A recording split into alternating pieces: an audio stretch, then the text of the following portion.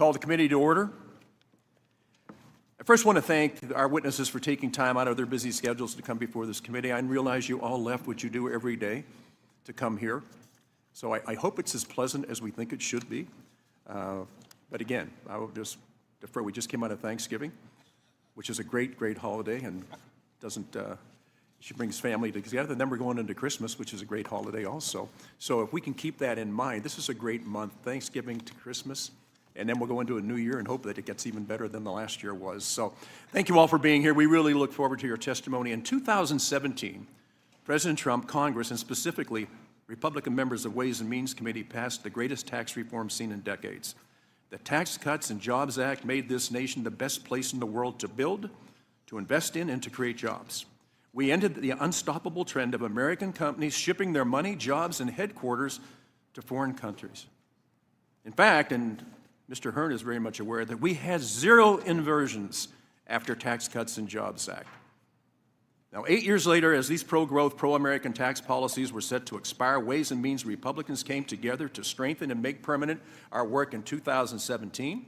It took some late nights and countless hours of work, but on July 4th, 2025, President Trump signed his signature Working Families Tax Cuts Act into line. This new bill grew Americans' tax base, promoted long-term domestic investment, and secured good jobs for Americans far into the future. Now, ultimately, the Working Families Tax Cuts protects and creates over 7 million American jobs. While Republicans were working to strengthen our international tax policy, Democrats worked to undermine American businesses and taxpayers by entering us into Pillar 1 and Pillar 2 of the Organization of Economic Cooperation and Development, also known as OECD, and we are just fascinated with acronyms. I wish we could speak in real language. They say Army manuals are written at a 6th grade level, and that's so people can actually understand them. So there's no saying, if you can't convince them, confuse them. I am absolutely astounded by the alphabet soup that we have to look at every time we look at something, and then codes that go with it. So we're trying to stay away from that as much as we can. Now, according to analysis by the Joint Committee on Taxation, the United States was slated to lose over $120 billion in tax revenue over 10 years under the global minimum tax. President Biden and Secretary Yellen bypassed Congress on these negotiations because they knew just how bad these deals would diminish the economic security of our country. Now, thankfully, on his first day in office, President Trump immediately reversed these American last policies. Over the last year, Secretary Bessent and Treasury Department have worked tirelessly to secure a strong international tax deal for the American taxpayer. I thank President Trump, Secretary Bessent, and the administration for their great work, and I urge our European countries to come to the table. We will not go quietly into that dark night. We will work endlessly to provide a fair playing field for our country. It is, after all, America first. I now yield to Ranking Member Thompson for his opening statement. Thank you, Mr. Chairman. I want to thank all of the witnesses for being here, and a very special welcome to Chairman Brady. It's always great to have a former committee member come back, and I've got to say, you look relaxed, you look younger, and you look wealthier. You know, if our Republican colleagues really wanted to seriously discuss global competitiveness, then we'd be talking about the elephant in the room, the Trump administration's reckless and chaotic tariffs.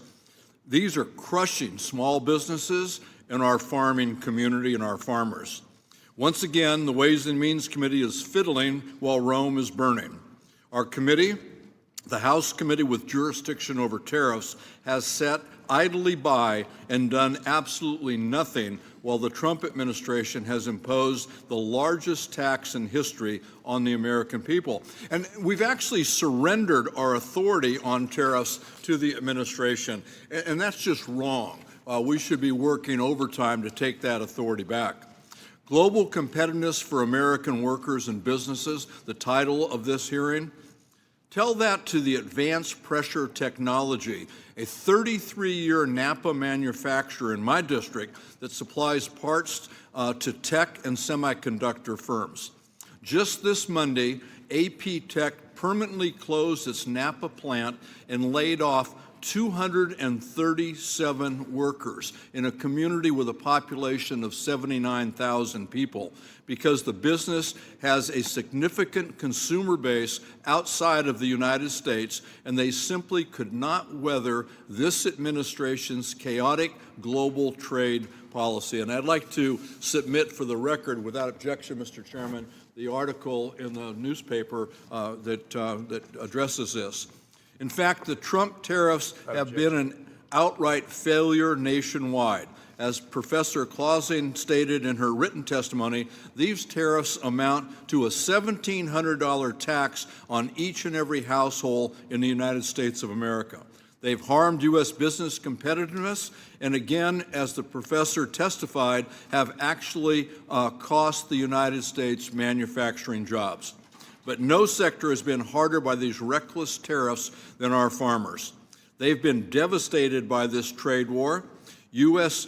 agricultural exports to China fell by more than 50% at the height of the trade retaliation. Soybeans exports collapsed so severely that prices dropped to decades-long lows, with prices falling some 34% from prices in 2021. Dairy products have faced declining market access, and pork producers lost major overseas buyers. Nearly 8,000 farms shut down nationwide during the early phase of the trade war. These aren't abstract numbers. These reflect a major harm that's been imposed on our constituents. These tariffs slammed the door on foreign markets that took decades to build. Farmers cannot simply wait out a trade war. Once a foreign buyer shifts to another country, to Brazil or to Europe, those markets don't come back easy. This committee should work together to take back our tariff authority and develop a sensible, consistent trade policy rather than letting the administration run roughshod over the United States Congress. I'm sure many of my colleagues on the other side of the aisle are hoping that the Supreme Court does their job for them, and maybe they will. But that doesn't change the fact that struggling businesses, struggling farmers, and everyday Americans who are struggling to keep up with ever-rising prices are asking Congress for help, and Republicans continue to turn a deaf ear to their pleas. I would hope that we could agree that affordability is a major issue impacting all of our constituents, and the best place to start to address this is in the tariff space. And I yield back the balance of my time. Thank you, Mr. Thompson. I'm now going to introduce our witnesses first. Kevin Brady, who's the 66th chairman of the House Committee of Ways and Means and the author of the Tax Cuts and Jobs Act in 2017. It's great to have you back, sir. Agnes Webb is vice president of tax at Silvamo. Brent Wells is the John Mixon Chair and professor of law at the University of Houston Law Center. Kimberly A. Clausing is Eric M. Zolt Chair in Tax Law and Policy at UCLA School of Law. Thank you all for joining us today. I know you take a day out of your lives to come and do this. We really appreciate it. I am going to encourage all members to stay here until you finish your testimony and they finish their question. I think it's only courteous if we ask you to come in for a full day, that we should probably stay for the whole time you're here. So that's just a personal request of my own.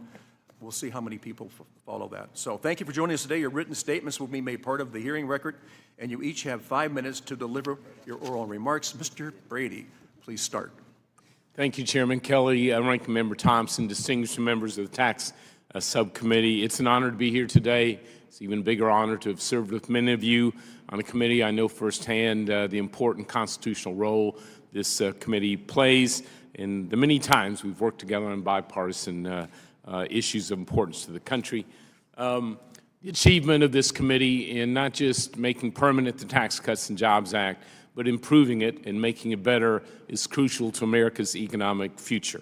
If you recall, we undertook tax reform in 2017 because we had to. At the time, the U.S. was burdened with the highest corporate rate in the world, in an uncompetitive international tax code.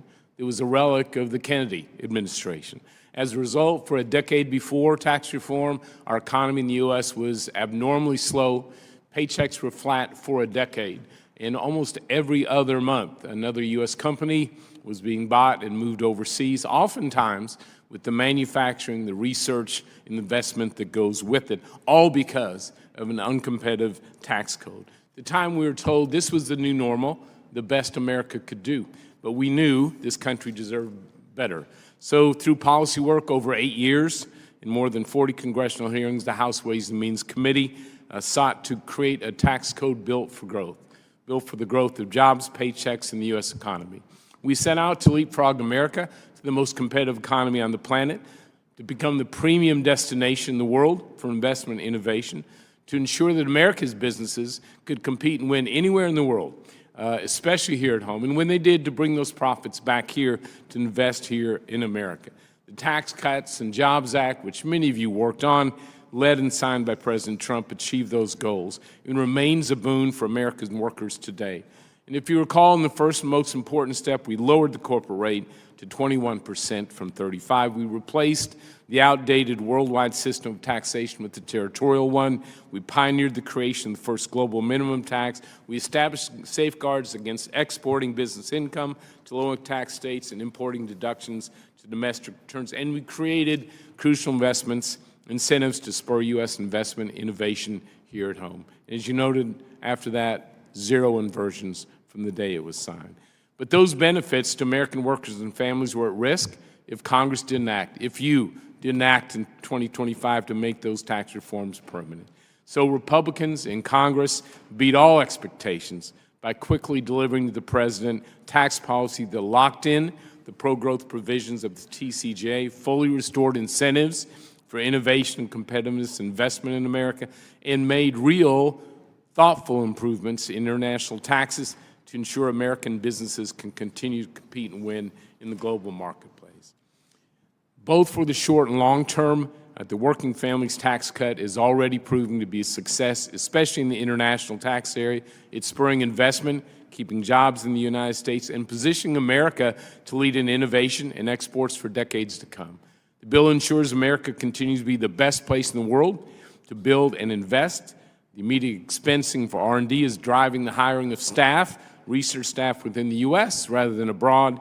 The new deduction for manufacturing structures is already showing benefits for reshoring supply chains. Companies selling made-in-America goods and services around the world are discovering new reasons to expand here at home because of the changes you made with GILTI, BEAT, and FDII. Modifying the FDII expense allocation rules, make sure we can keep valuable IP here, and expanding U.S. operations. In other changes that you made, you create incentives so that our business is now encouraged to make the U.S. their global hub for developing and owning their IP. Modifying the expense allocation rules for GILTI, make sure we don't have double taxation. We don't damage the competitive position of U.S. companies, making it harder for them to grow jobs here at home. And the reforms you made are crucial in how you overhauled export-related income. You've created a powerful incentive to locate production, intellectual property, and profits here in the United States, and as a result, the One Big Beautiful Bill will make the U.S. the most competitive in artificial intelligence and lead in this area. In closing, I would say these are signals and signs that should be embraced by members of both parties. Is there more that can be done by Congress and the Trump administration to make American businesses more competitive and drive investment with the U.S.? Absolutely, starting with the work you were doing at the OECD, and there are a number of other next steps this committee can consider to build even more on the intent of you and Congress in this new tax bill. And Mr. Chairman, I would ask my written testimony be reflected in the written record. It will be. Thank you so much. Sir. It's good to see you again, sir. Professor Wells, you are now recognized for 5 minutes. Thank you. My name is Brett Wells. I'm a professor of law at the University of Houston Law Center, and I want to thank the committee for inviting me to testify at today's hearing. And I also ask that my full written testimony be included in the record. Let me begin by stating that in 2017 and 2025, Congress enacted several notable international tax reform measures, and this committee is to be commended for its role in making that happen. Even though important progress has been made, more can and should be done. First, I want to address inbound international taxation. In order to preserve competitive neutrality and raise much-needed revenue, Congress must ensure that business profits earned within the United States are subjected to a comparable amount of taxation, regardless of whether the U.S. situs business is owned by a U.S. person or a foreign person. To accomplish this goal, the United States must build on its recent reform efforts and address related party earnings stripping transactions. Historically, the United States had failed to meaningfully restrict inbound earnings stripping opportunities, and the historic failure created a competitive advantage for foreign-based corporations in the ownership of U.S. situs businesses. Corporate inversions were a visible manifestation of the larger inbound earnings stripping cancer. The corporate inversion phenomenon represented an effort by U.S.-based multinational corporations to become a foreign-based multinational corporation exactly because it coveted the inbound earnings stripping opportunities available to foreign-based multinational corporations. Congress was thus right to enact reforms, and the reform of Section 163J, coupled with Congress's enactment of Section 59 Cap A, represent the most comprehensive congressional effort to address inbound earnings stripping in decades, perhaps ever. These were needed reforms. Even though Congress took important steps to address the systemic inbound earnings stripping challenges, more can and should be done. In my written testimony, I've included 5 amendments that should be made to Section 59 Cap A so that it can more effectively fulfill its base protection goals and better level the playing field among foreign-based and U.S.-based multinational corporations. Second, I want to address outbound international taxation. In 2017, Congress enacted Section 951 Cap A as a global minimum tax. And in 2025, Congress enacted further technical corrections to make it a more effective global minimum tax. For the reasons further articulated in my written testimony, I believe that Section 951 Cap A is a much more effective global minimum tax in comparison to the OECD's Pillar 2 acronym framework. Thus, Congress was right to enact Section 951 Cap A, and Congress was right to reject the invitation to adopt Pillar 2. However, now that the global minimum tax of Section 951 Cap A is in place, this is an opportune moment for you to consider further reforms to U.S. outbound international taxation. The first needed outbound reform measure that should be considered is legislation that would address CFC inbound tax planning. Under current law, a controlled foreign corporation of a U.S. multinational corporation can sell goods into the United States economy or provide services to U.S. customers from offshore and achieve a lower tax rate than would occur if these goods or services were routed through domestic corporations. This is an inappropriate tax loophole that should be closed.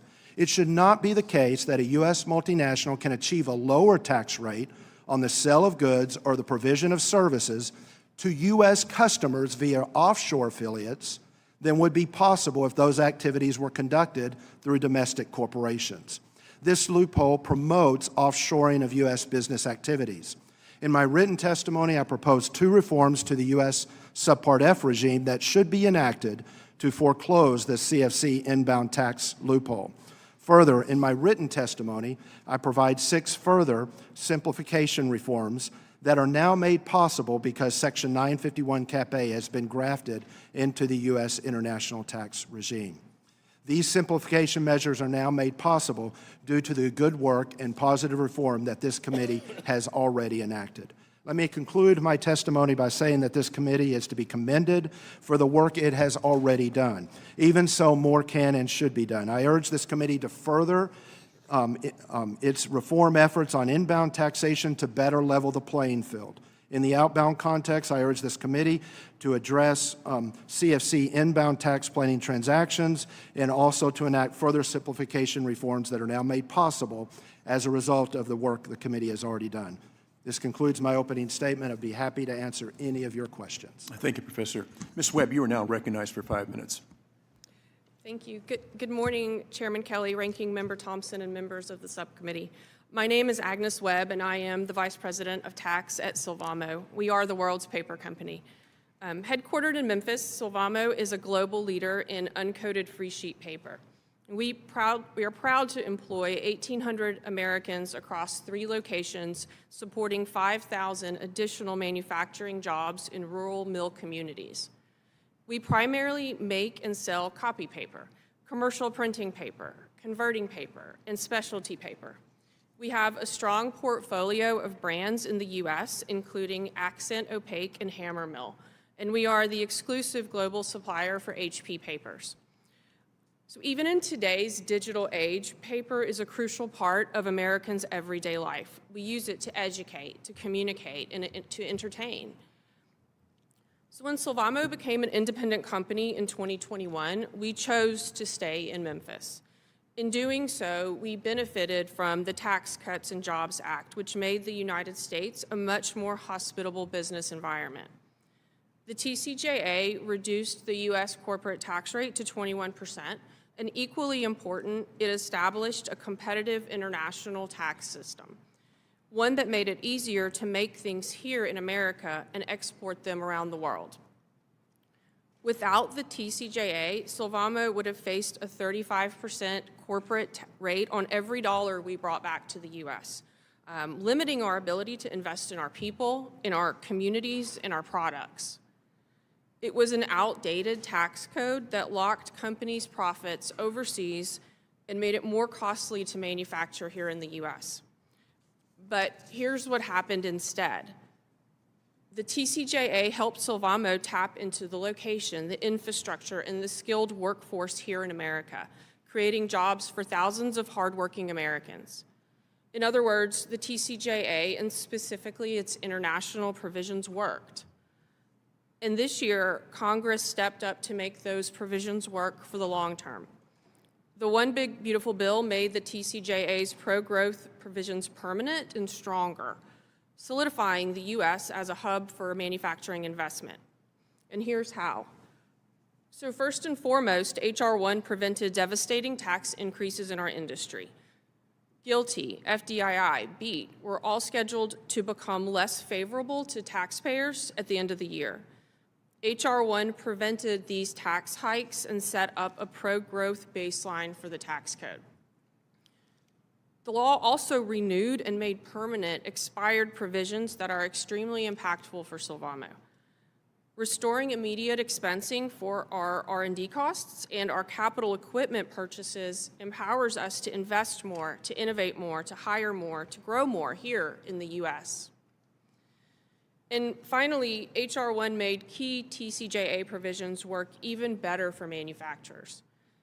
In the international tax space, that meant reforming GILTI by improving how companies allocate expenses and reducing the foreign tax credit haircut. It also meant enhancing the FDII deduction to strengthen the incentive to locate intellectual property in manufacturing here in the U.S. and to export U.S. innovation around the world. And H.R. 1 did all of that while maintaining a 21% corporate rate. So with a stronger tax code here at home, Sylvamo can compete even more boldly across North America, Latin America, and Europe. That means converting more dollars earned abroad into opportunities here at home. In 2025, we were proud to announce approximately $150 million in new investments in our facilities, in our employees, and in our communities in South Carolina. When we incentivize investment in America, we're strengthening our hand on the world stage. With a permanent tax code that provides a foundation for growth, manufacturing is set up to deliver for the American people, for the American economy, and for American prosperity. And that's what Congress did with H.R. 1. That's what makes Sylvamo's story possible, and that's how we secure a true U.S. manufacturing renaissance. Thank you. Thank you, Mr. Webb. Professor Clausing, you're now recognized for 5 minutes. Thank you. Chairman Kelly, Ranking Member Thompson, members of the committee, thank you for inviting me to testify. Today, I will make several points that amount to one bottom line. The most direct way to promote global competitiveness for American businesses and workers is to remove the Trump administration tariffs. During the early months of this year, Americans have faced the largest tax increase in a generation. But what was unique about this tax increase was that it did not originate with Congress, who holds the power of the purse and the authority to tax, but rather it came from the Trump administration tariffs. These tariffs are a large tax increase. If they continue at today's levels, it will amount to about $1,700 each year for U.S. households. These tax increases will dwarf any OB3 tax cuts for all but the richest Americans, indeed for more than 80% of the population. Today's tariffs generate a decade-long tax increase of well over $2 trillion, the largest tax increase as a share of GDP since 1982. So far, policy changes by the Trump administration have not changed that bottom line. The grocery relief that President Trump provided a few weeks ago, while a welcome recognition of the fact that tariffs do raise prices, amounts to only $35 in tariff savings. While the U.S. government certainly needs revenue to address our large deficits and debt, tariffs are a particularly harmful way to raise that revenue for several reasons. First, tariffs are very distortionary, and the Trump tariffs have been severely detrimental to business. More than half of all U.S. imports are intermediate goods that are inputs into final products. Tariffs are often particularly high for goods like iron, steel, and copper. These tariffs on inputs raise costs for U.S. firms, whereas their competitors abroad often have tariff-free access to inputs. This means that U.S. manufacturers are losing competitiveness. Tariffs harm our export industries by moving resources toward producing goods we would ordinarily import. U.S. exporters are also losing market share due to foreign government retaliation and changes in foreign consumer sentiment due to the trade war. This has been particularly hard for U.S. farmers and U.S. manufacturers. Businesses also have to cope with persistent uncertainty about the future path of tariffs, as well as high compliance costs. Complying with this tariff regime is no picnic. One estimate suggests that the compliance costs from the 2025 tariffs are $40 to $70 billion for U.S. manufacturers alone. Second, unlike most tax increases that Americans have experienced over the past century, these tax increases are particularly regressive. They burden poor households more than rich ones for the simple reason that tariffs tax consumption, and poor households consume a much larger share of their income. Further, the Trump tariffs have been particularly harmful to U.S. workers. Manufacturing jobs have shrunk in 2025, and growth in transportation and construction is also particularly weak. Indeed, in the recent data, and for the first time since the pandemic, the United States is on net losing blue-collar jobs. Year-on-year job losses are at about 60,000. Third, tariffs are rife with opportunities for corruption, rent-seeking, and lobbying. When large, well-connected firms receive tariff exemptions, smaller, less well-connected competitors lose market share to them, and this harms competition in our economy and hurts small businesses. Finally, while there are some positive elements of the 2025 tax legislation, on net, it exacerbates the problems of the tariffs. Tariffs are a regressive tax, and the tax cuts in OB3 also increase income inequality by giving the largest tax cuts to the richest Americans. OB3 also increases deficits, thus increasing interest rates and hampering business investment. These effects are larger than any modest positive effects that we'd expect from this legislation. Finally, the legislation doubles down on a steep tilt that is already provided in the tax playing field that benefits foreign operations relative to domestic ones. That tilt continues today. These problems are significant, and Congress should remedy them. But the single most important tax agenda item for Congress is to remove the Trump administration's tariffs. This action would provide large tax cuts for every American, reverse harmful effects on investment and job creation, strengthen U.S. exports, and improve U.S. international relations, which have certainly taken a large hit in recent months. Congress has the power of the purse and the ability to end these tariffs. For good reason, the framers of the Constitution endowed Congress with the power to tax, a power that lies solely within the legislative branch. It is high time Congress retook that authority. Thank you, and I look forward to your questions. Thank you, Professor. Now, we thank you all for being here, and your statements will be made part of the hearing record. So I'm going to be the first to go on this. Chairman, it's really good to see you. And I really remember, there's 5 of us still on this committee that were here whenever you launched this whole program back in 2017. Days and nights, weekends, whatever we had to do, we did. But the results of it were absolutely incredible. And I know, as Mr. Hearn talks about all the time, zero inversions. American companies didn't want to leave America. They just thought they couldn't be profitable anymore, so they went off sea. We made it possible for them to come home, and they have come home. And while people complain about a lot of different things, and one thing I do know this, we reduced the rates and increased the tax revenue incredibly. So the math worked. So if you can, speak a little bit on the working families tax cuts and how it improves on the international tax work done in the Tax Cuts and Jobs Act. Well, first, thank you for your leadership, Chairman Kelly, not just this go-around, which was so important, but in 2017 as well. Apparently, you were so valuable, you needed to stay around and deliver it a second time. So thank you, Coach, for that leadership. I appreciate that, but not everybody feels that way, especially my wife. I understand. A couple thoughts. I don't think most people realize how bad our international tax system was, how damaging it was back home.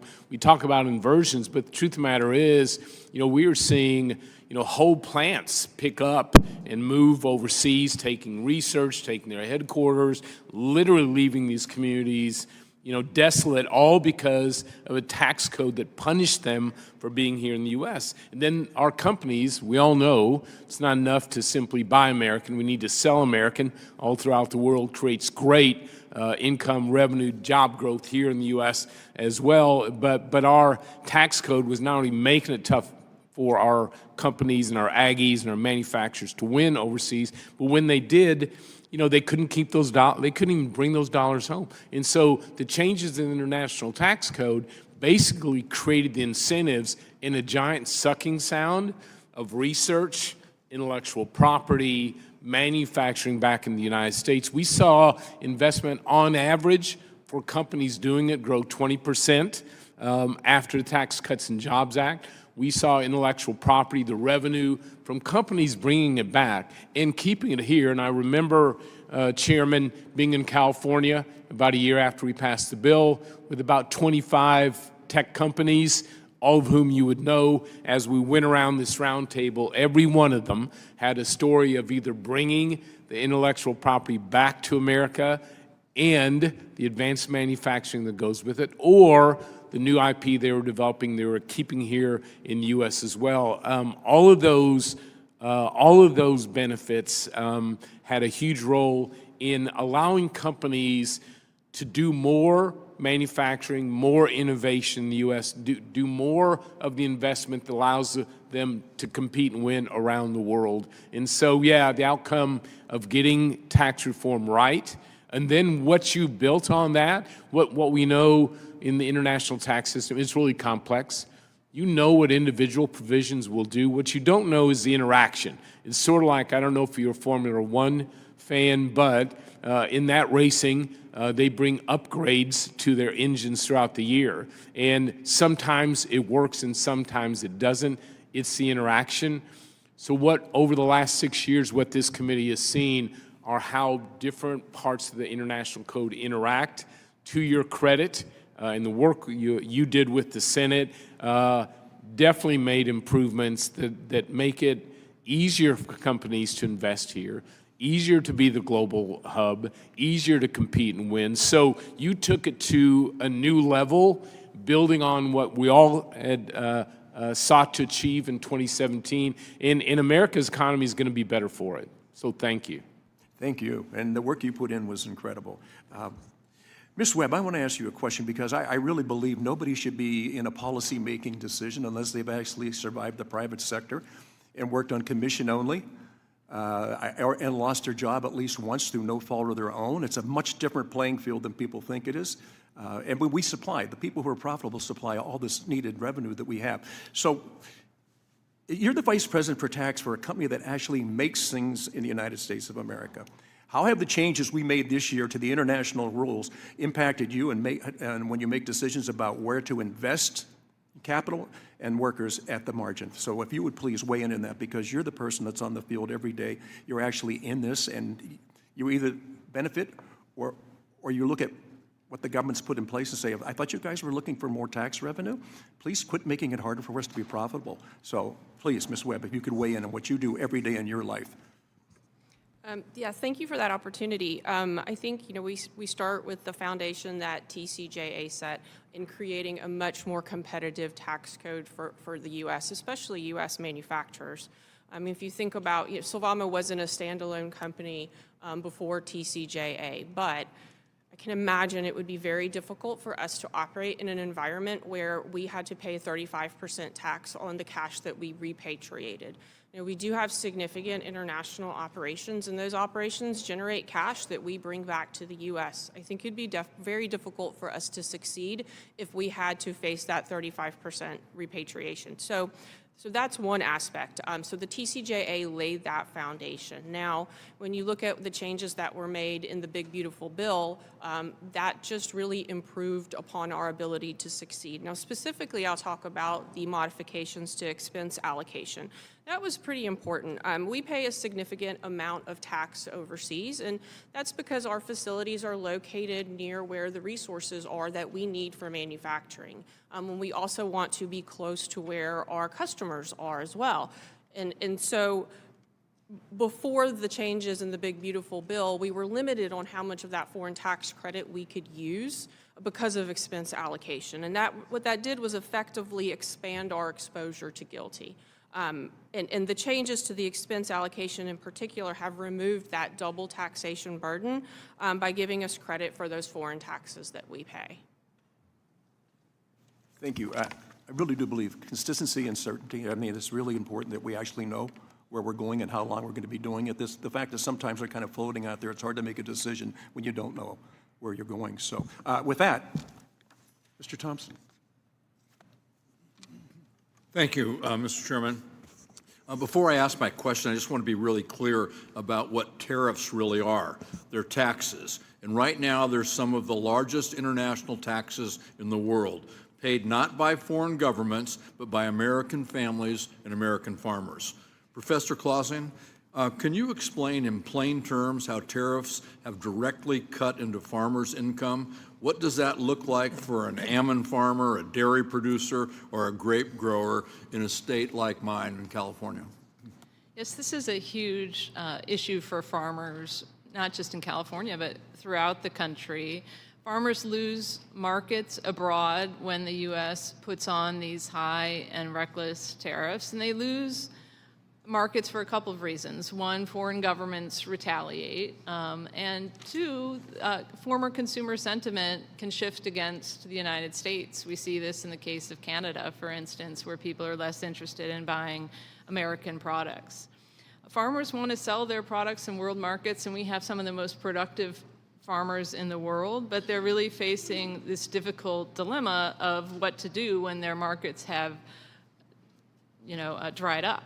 In the past, during the first Trump administration, bailouts were offered to the farmers, and farmers really would much rather sell their product, which is very competitive on world markets, than receive a check for the government. And this has effects not just on farmers, of course, but on the rural communities that surround them. And what happens in the grocery store? How does this impact the price of groceries? Yes, as tariffs increase prices on imported foods and services, that raises the cost of those imports, but it also raises the cost of the domestic goods that compete with them. So if the Mexican avocado gets more expensive, the California avocado will also rise due to the smaller supply of foreign avocados, right? So this has been a huge affordability problem for Americans who have struggled with high prices for several years and now facing an administration that's raising costs directly through this massive consumer tax. Thank you. We spend a lot of time in this committee talking about affordable housing, as we should. It's a real problem in everybody's districts. But my sense is that tariffs have made the cost of housing a lot worse. Tariffs on steel, lumber, appliances, mechanical systems, construction materials, all of this raises the cost of construction and in the end, the cost of a housing. These tariffs are effectively a housing tax, and working families are paying the burden of that. In communities like mine, we're already facing severe affordable housing shortages. How much harder does that shortage become when tariffs increase the cost of materials? Yes, so tariffs are affecting wood prices, they're affecting metals prices, they're affecting all of those equipment that you mentioned. So housing costs are a significant affordability issue for Americans, and it's been made worse by the tariff policies. I'd point out there's also labor shortages that have affected the cost of construction, and those are also relevant with respect to the administration's policies. And we've seen healthcare costs rising steeply as well, which is to be expected given the big cuts in healthcare funding. And that's a big part of every good, is paying for the healthcare for workers. Thank you. You've done a good job, and I think we all already know that consumers have taken the brunt of the hit that the tariffs have levied. If the Supreme Court declares President Trump's tariffs unconstitutional and that refunds are owed, shouldn't the consumer really be the one getting the refund? Yeah, so the interesting thing about tariffs is it manages to hurt many Americans at once. It hurts U.S. businesses and it hurts U.S. consumers. And you're absolutely right that the U.S. consumers are bearing the brunt of these tariffs with higher costs, and they deserve refunds too. But one thing we should note is that businesses are also suffering. They've had to cut into their margins. They faced uncertainty too, right? So there's plenty of unhappiness to go around here, but you're absolutely right that the consumers deserve some relief here.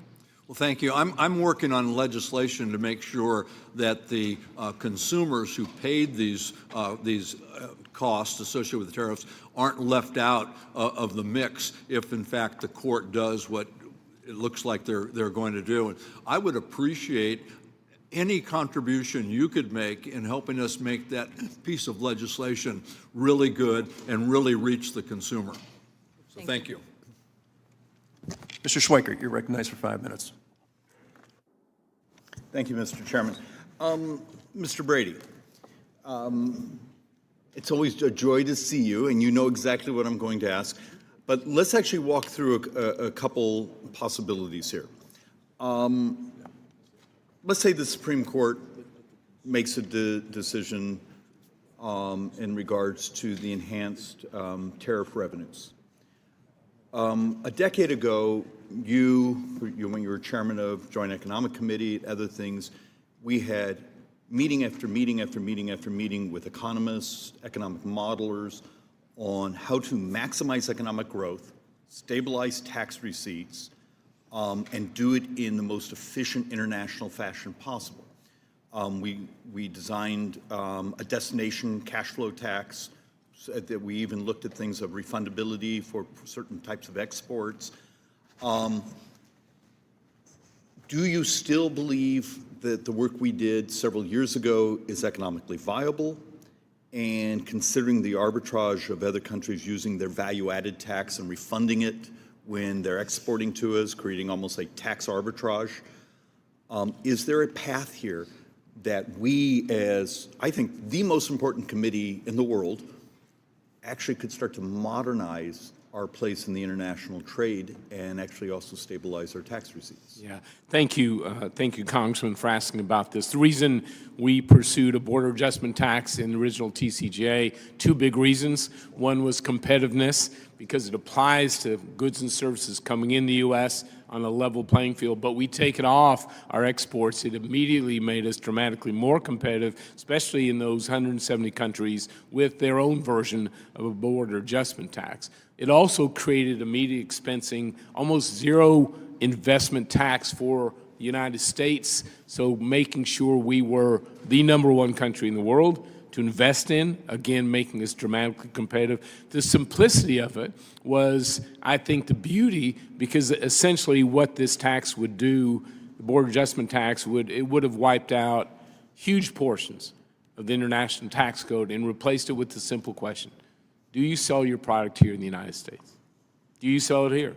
Doesn't matter where you produce it, doesn't matter how it's done, do you sell it here? Everyone pays exact, at the time, 20% tax. So we basically took away a Made in America tax and created a level playing field and sort of a consumption tax in business that really drove simplicity in a big way. So we saw those as big benefits. The other one, Congressman, if you remember, we really believed President Trump's never been shy, about his use of tariffs, his leverage. The border adjustment tax really, I think, was an elegant, a smart way to not just be competitive, but to enhance our trading relationships and our benefits, making us more competitive. And so that's why we had proposed it. As you know, we didn't have the votes. And I think in big part because while the idea's been around for a long time, it was new for many. And when you go bold, you need the time to sit down with the industries and the companies that are impacted. Retailers were concerned, refiners were concerned, others just didn't know. We didn't have the time to sit down and really have some thoughtful conversations about how to make sure those industries and sectors so important in our economy, those issues could be addressed. And so we didn't have the vote. We had to set it aside. I think over time, if you have those thoughtful conversations, Congressman, if you work through those areas of concern, and if you recognize we were seeking to do that so that we could lower taxes on businesses, on families. So we're not using it for spending, we're using it for pro-growth measures, let people keep more of what they earn. I think there is that value. Does it have political support today? I don't know. That's really for members who are interested in that approach to explore further.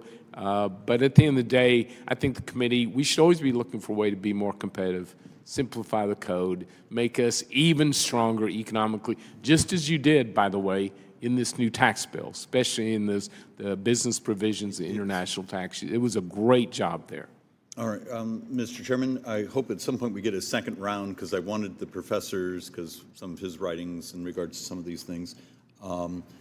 But I think we intellectually need to be prepared for what's the next step and what would maximize economic prosperity, and particularly for both the left and the right, wage growth. And we have some very good economic modeling underneath this. And with that, I yield back. Ms. Moore, you're recognized for 5 minutes. Thank you so much, Mr. Chairman, and thank you, members of the committee and our extraordinary witnesses. I want to say good morning, particularly to the Honorable Mr. Brady, former member, chairman of this committee. Always good to see you and to welcome you back. I do have a question for you, Mr. Brady. And I just am asking you to imagine yourself back in Congress. Article 1, Section 8 of the Constitution. Do you or do you not believe that Congress has trade authority, and would you, as chairman, be fighting for the right of having trade authority?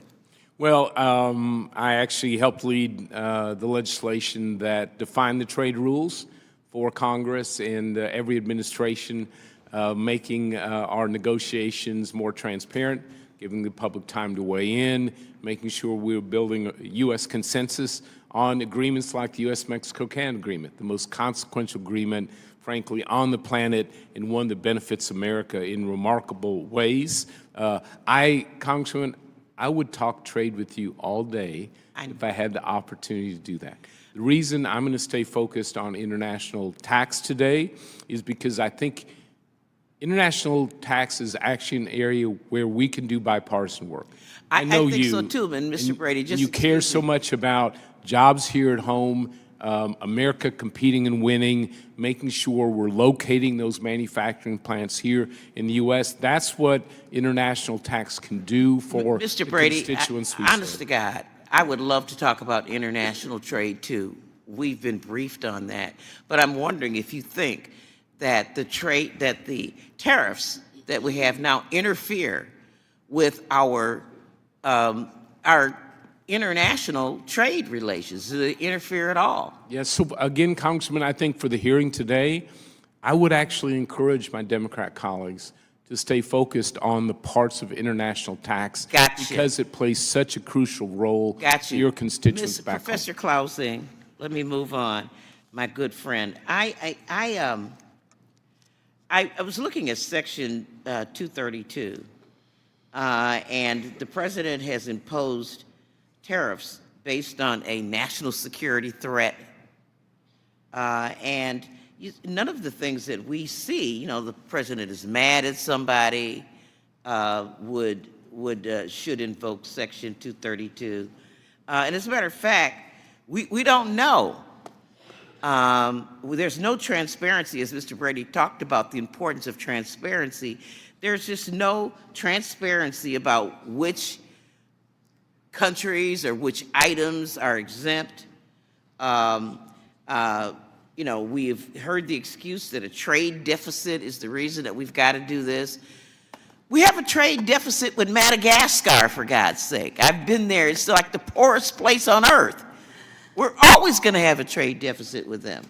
And so I am wondering, can you speak about the transparency of certain exemptions? For example, there's a company in my district, 97-year-old business called Hellwick Carbon Products. It's a U.S. family-owned manufacturer, and they rely on copper powder from India and Germany to make copper graphite products.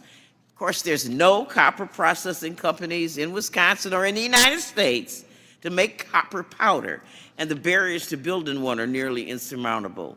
As I said, this is a 97-year-old thing, and why don't they have a waiver for this company? Yeah, that's an excellent point, and I also appreciated your points about national security. Like, one of the goods that we're protecting with national security tariffs right now is kitchen cabinets, and last time I checked, those weren't really a national security issue. The tariffs have been levied with a very mercurial, non-transparent way, and the exemptions are also very non-transparent and uncertain. What we learned in the first Trump administration was that donors to the administration were more likely to get exemptions, and those who donated to opposite parties were less likely to get exemptions. So this is putting sort of a political thumb on the scales in favor of some well-connected and large companies relative to the small ones that may not have the resources to lobby the president and the administration on this issue. So I am a firm believer in markets determining which companies succeed rather than the whims of tariffs, which can also lead to— So you're not opposed to all tariffs, it's just that this is like willy-nilly, is that your point? This is very willy-nilly. I think tariffs can have a very limited, narrow use for things like national security or areas where we have a specific thing we need to remedy, but this is way beyond the scope of that, just orders of magnitude larger and more disruptive than that more narrow use. Mr. Chairman, thank you for your indulgence. I can see that my time has expired, and I willingly yield back to you, sir. Thank you, Mr. Moore. Appreciate that. Chairman Smith, you are now recognized. Thank you, Mr. Chairman. It's a pleasure to be with you all today. Before I begin, I would like to welcome each and every one of the witnesses. I'm particularly grateful to have my former chairman of the committee, Mr. Kevin Brady, back with us after we were able to make some permanent. So many of those successful tax policies that helped out shepherd the law in 2017. It's good to have you with us. The economic expansion and wage growth, particularly for middle and low-income Americans, that followed the passage of the TCJA inspired and it motivated this Congress. It motivated this Congress to build on those policies and enact additional tax relief for working families and for farmers and for small businesses. Now I'd like to say a few words about ongoing Pillar 2 negotiations and the side-by-side agreement as well. I applaud President Trump's leadership that started on day one of his presidency with an executive order designed to stand up for American companies and American workers, which was absolutely lacking in the prior administration. That executive order led to the Trump administration working with Congress to craft retaliatory measures in the One Big Beautiful Bill to protect American companies and workers from attempts to violate American tax sovereignty. I, along with Senate Finance Chairman Mike Crapo, agreed to remove those retaliatory measures from the bill when the G7 publicly stated its intent to move forward with a side-by-side system that respects the U.S. sovereignty. And let me tell you, I intend to see that June announcement through to the finish line. And the time for action is now for those G7 countries. We expect to see the technical work that has been done in these negotiations move forward this week. We have been patient to allow for all negotiating parties to have the space they need to reach agreement, but they must reach agreement soon. As Chairman Crapo and I said in June, and I'll quote what we said in our release, we are committed to restoring Americans' confidence in our representative government by putting America first. Congressional Republicans stand ready to take immediate action if the other parties walk away from this deal or slow walk its implementation. We mean it then, and you betcha, Mr. Chairman, we mean it now.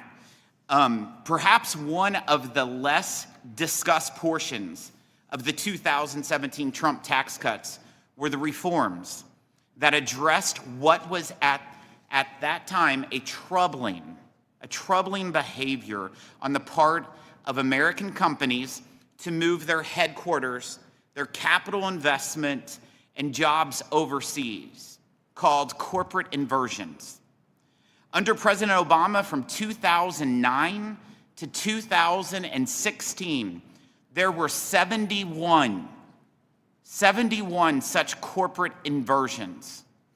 And following passage of the 2017 Trump tax cuts, we have seen zero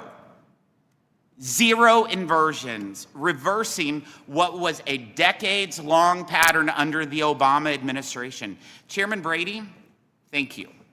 Chairman Brady, how did the reduction in the corporate tax rate to 21% from an uncompetitive 35%, coupled with reforms like the global intangible low-taxed income provision or GILTI, among others, level the playing field for U.S. companies?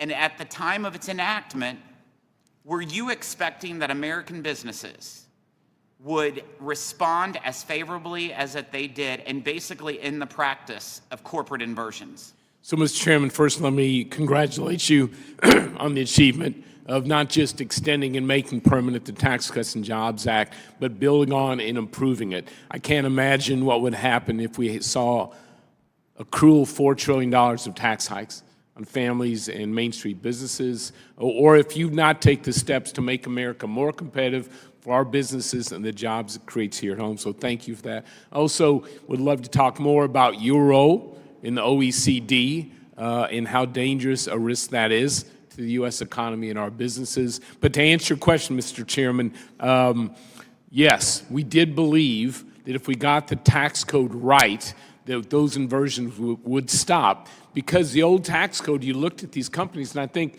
of those 71, 16 were from Texas. frankly. And it was because the tax code told them to move overseas, or when bought, preferenced the foreign owner over the U.S. Company. And so that's why we saw that sucking sound leaving the U.S. In all the economic damage that it did.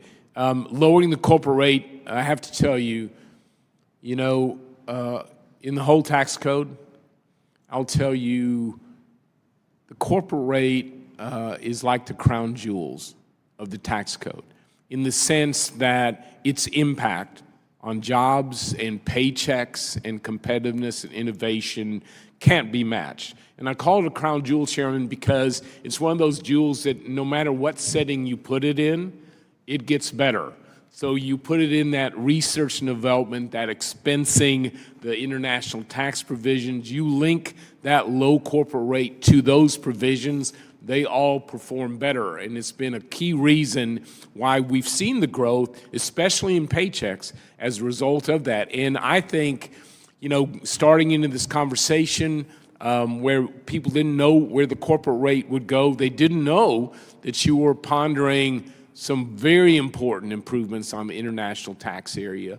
And then the permanency, restoring those 3 business provisions, those are incredibly vital to the U.S. economy. And again, a reason why my prediction is we're not going to see, thanks to your work, you're not going to see more inversions in the future, because you made it even more difficult to justify moving operations overseas. You made it much easier and a greater incentive to make the U.S. the global hub for manufacturing, for intellectual property, for innovation, for AI. And so I just want to, having worked with you in TCJA, I would like to personally thank you for your leadership. I know exactly how hard this is. I know the quality of the members you worked with to deliver, not just on time, but ahead of time, and the certainty you created. So personally, Mr. Chairman, thank you. Thank you, Mr. Chairman. We have the hardest working, best team in all of No Congress doubt. that was able to help deliver the biggest tax cut in U.S. history. One of our primary goals in enacting the working families tax cuts was making as many of the reforms as possible permanent. And we succeeded, including making permanent key pro-growth policies like the 100% expensing, the immediate and R&D expensing, the deduction for interest expense, the 20% small business deduction, and a slate of international tax policies. These policies and others are expected to protect or create 7 million small business jobs and spur more investment in manufacturing right here in the United States. Ms. Webb, why is permanency within our tax code so important, not just for individuals who must plan and save for their family's future, but for American businesses to invest here at home? And how does that permanency benefit the U.S. in the global economic competition? And what else should policymakers be considering to help ensure U.S. businesses are even more competitive in the future? Thank you for that question. I think, Sylvamo is in a very capital-intensive industry. We make paper. In order to make paper, you have to have big manufacturing facilities with lots of equipment. And we recently announced an almost $150 million investment in our South Carolina facility. Well, that investment requires a lot of planning and a lot of equipment. The ability to plan for the future really depends on having a predictable and stable tax environment. New investments like these can take years to plan. And the new equipment that we need for our facilities, well, we can't just go down to our local Home Depot and purchase it off the shelf. It takes years for this equipment to be manufactured. So these investments take time to plan and to be implemented. Therefore, that stability is crucial. And having that stability helps us to compete on that international level, because we can make future decisions about what investments we need and how we can best fund those investments. Thank you. Thank you, Mr. Chairman. Thank you, Chairman Smith. Ms. Delbany, you're recognized for 5 minutes. Thank you, Mr. Chairman. I also want to thank you for holding this hearing, and I want to thank all of our witnesses for being here and taking the time. I really appreciate it. I want to start with you, Dr. Clausine. You noted in your testimony that the Trump administration's blanket tariffs, with limited exceptions, primarily benefit large firms because they can afford to lobby for these special exemptions while small businesses can't, and therefore they're stuck paying the full price of the tariff. If the Supreme Court strikes down IEEPA, how will small businesses be impacted differently than large businesses? Yes, it partly depends on how the Supreme Court handles the issue of refunds and how broad their ruling is. But one difficulty will be that the small businesses won't have as much resources available to try to pursue the legal remedies to get their money back. And of course, we discussed earlier before your arrival that this could also be harmful for consumers who've already faced the big tax increase, but who aren't going to be mailed checks to compensate them for those heavy tariffs. If IEEPA tariffs are struck down, how can we ensure that the administration doesn't make small businesses pay the price? Yeah, so if the IEEPA tariffs are struck down, the administration has indicated they're going to try to pursue similar policies using other authorities. This is why I think it's so important that this body, in Section 8 of the Constitution, gives Congress the power to tax. And that includes your oversight over all of these types of trade remedies. Certainly kitchen cabinets aren't a national defense issue, and there are lots of other things that might be claimed as defense, for instance, that aren't necessarily defense. Taking the care to legislate on tariffs, I think, would be important. I agree. The administration has also claimed that its tariff policy is designed to bring manufacturing back to the U.S.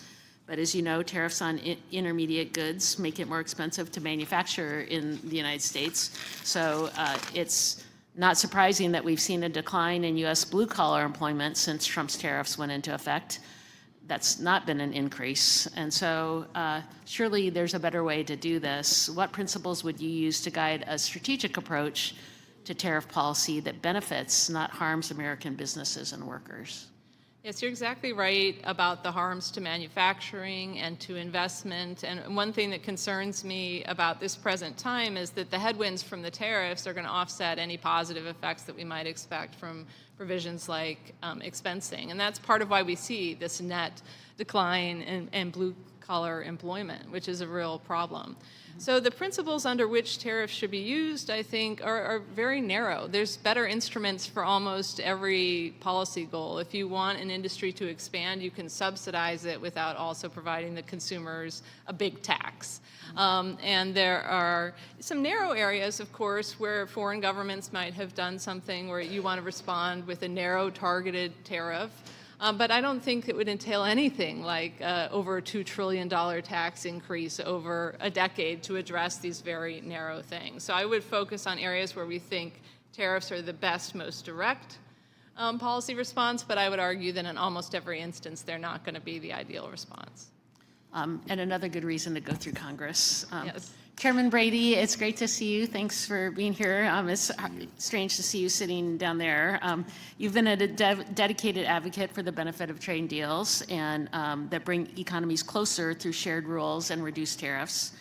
During this administration, you have remarked that Republicans don't count on tariffs for revenue because they are so economically damaging, both in prices and in slowing the economy. Yet Trump has repeatedly suggested replacing income taxes with tariff revenue, but only Democrats seem willing to point out how far-fetched and damaging that proposal would be. So what do you make of the president's proposal, and do you think Congress would have to approve such an approach? So one, I absolutely believe in the freedom to trade. I think it's one of our greatest economic freedoms. It's the reason, the ability to buy, sell, and compete around the world with as little interference as possible, the freedom, if someone builds a better mousetrap, the freedom to buy it for your family or business. If you build that better mousetrap, the freedom to sell it around the world legally to customers there, I think are huge freedoms for us. I think there is a great deal of uncertainty about what the impact will be, of these tariffs, how they eventually work out. Where there is certainty are the economic benefits from this new tax bill, both for working families, certainly for Main Street businesses, and the economy as a whole. We know the bill that this Congress just passed is going to help, again, leapfrog and keep us in the lead as the most desirable place in the world to do business. Thank you. Helps if Congress actually makes decisions, though, on what happens with tariffs. But thank you. I appreciate it. I yield back, Mr. Chairman.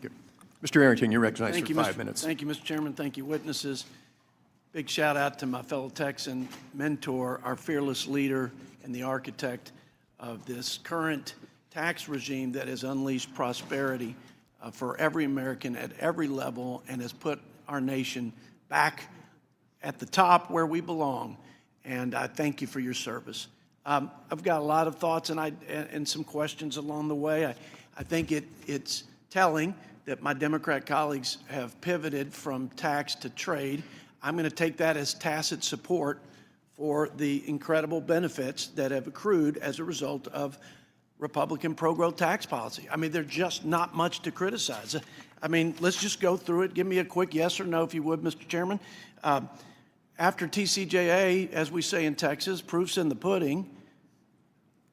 Job creation up? Yes. Record? Yep. Unemployment down? Record levels hit the 50-year low, especially in the poverty rates for people of color. So and those poverty who've been rates, left were behind. they record low? Yes. What about wages? Were they up? Yeah, the first 3 years after Tax Cuts and Jobs Act, the 9% average real wage growth. So in other words, your wages are growing faster than inflation are still the 3 highest years of record. What about that capital parked overseas? It's United States earned income. Were we able to repatriate that as a result of our positive pro-growth tax policies? As designed by this committee in this bill, yes.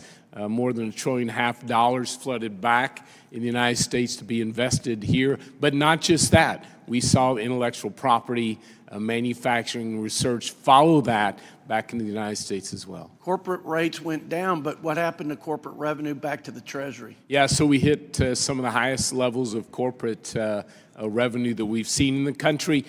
As you'd imagine, there was an initial dip, and then with economic growth, and because, if you recall, within the Tax Cuts and Jobs Act, corporations paid for more than 80% of the corporate tax rate through the offsets that we created. And so, yes, you saw record revenue Do you remember in the corporate area. what the economic output was at the tail end of Obama's tenure?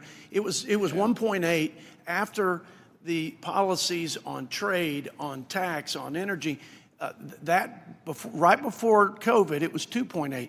1% of economic growth represents $3 trillion in the budget window. So we actually strengthened the balance sheet of the federal government. But that's happening now. It's happening now. Ms. Clausing, Professor Clausing talked about her concerns. I don't question her sincerity. She called tariffs a regressive tax. I assume you believe that inflation is a regressive tax as well, yes or no? It depends on what happens to wages. Well, it doesn't depend in West Texas, let me tell you. 22% cumulative increase in prices over the Biden administration because of their mainly unbridled spending, but record, by the way, deficit spending. You mentioned you're concerned about deficits. Well, the deficit went up at a record rate. If you include the interest cost on the debt, it's about $12 trillion. That is a feat that will never be replicated. Let me tell you something about the regressive tax.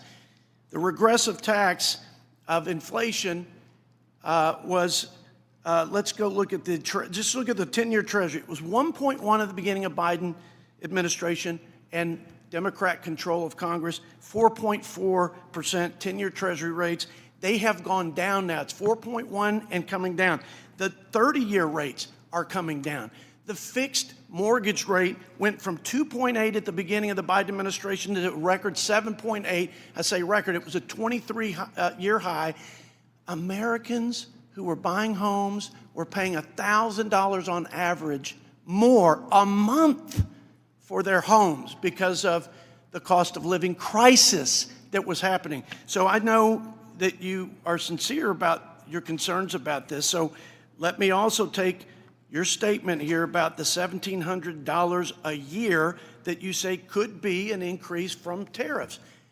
It is ironic that that's how much in wages were lost relative to inflation a month for median household incomes.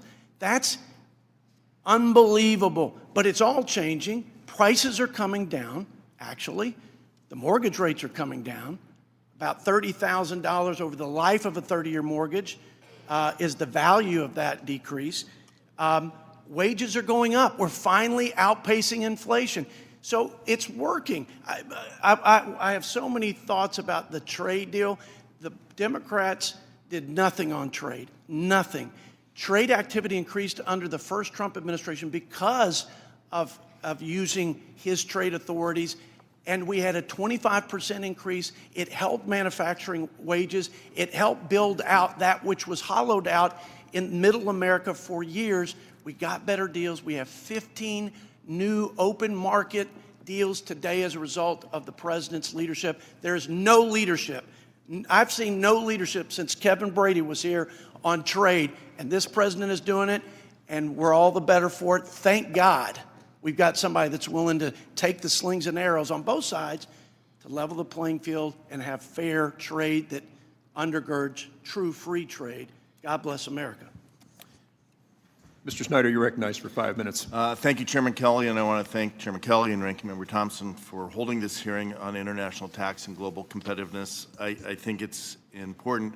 I think it's also important to clear up some of the things that I believe I'm hearing said. For example, I believe my colleague just said prices are falling. Well, I will tell you my constituents home are not seeing prices falling.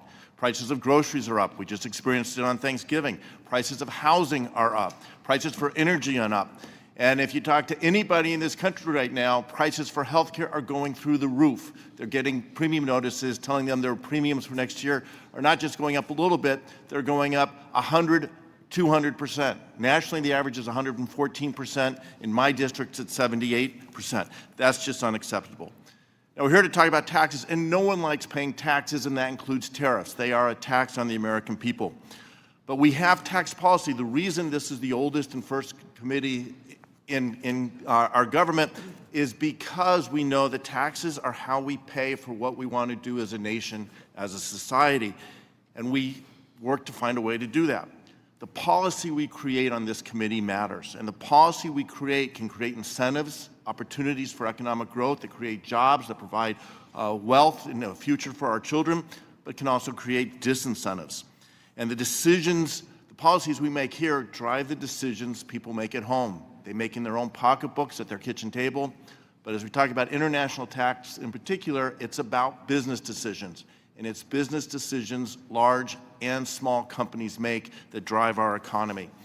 I heard earlier the conversation about inversions. Inversions aren't a new idea. They started really in 1983. And it's because of the policies created by the tax code that created the incentive for companies to move. These aren't business strategies that drove inversions. It was tax policies that drove the decisions to make inversions. And Congress made an effort to stop that. I wasn't here. It was the early 2000s. George Bush was the president that passed the laws in 2001, in 2003, and 2004 that created some stability and reduced the number of inversions, but there were loopholes in that bill. And the loopholes of the policies created by this committee in the early 2000s is what led to the inversions in the mid part of the 2000 and 2010s. This is where I get frustrated because there are things we agree. I think we all agree that inversions are bad. That's not a Republican-Democrat issue, and we can all work together. And I am glad that we took these steps to flip the switch and turn those inversions off.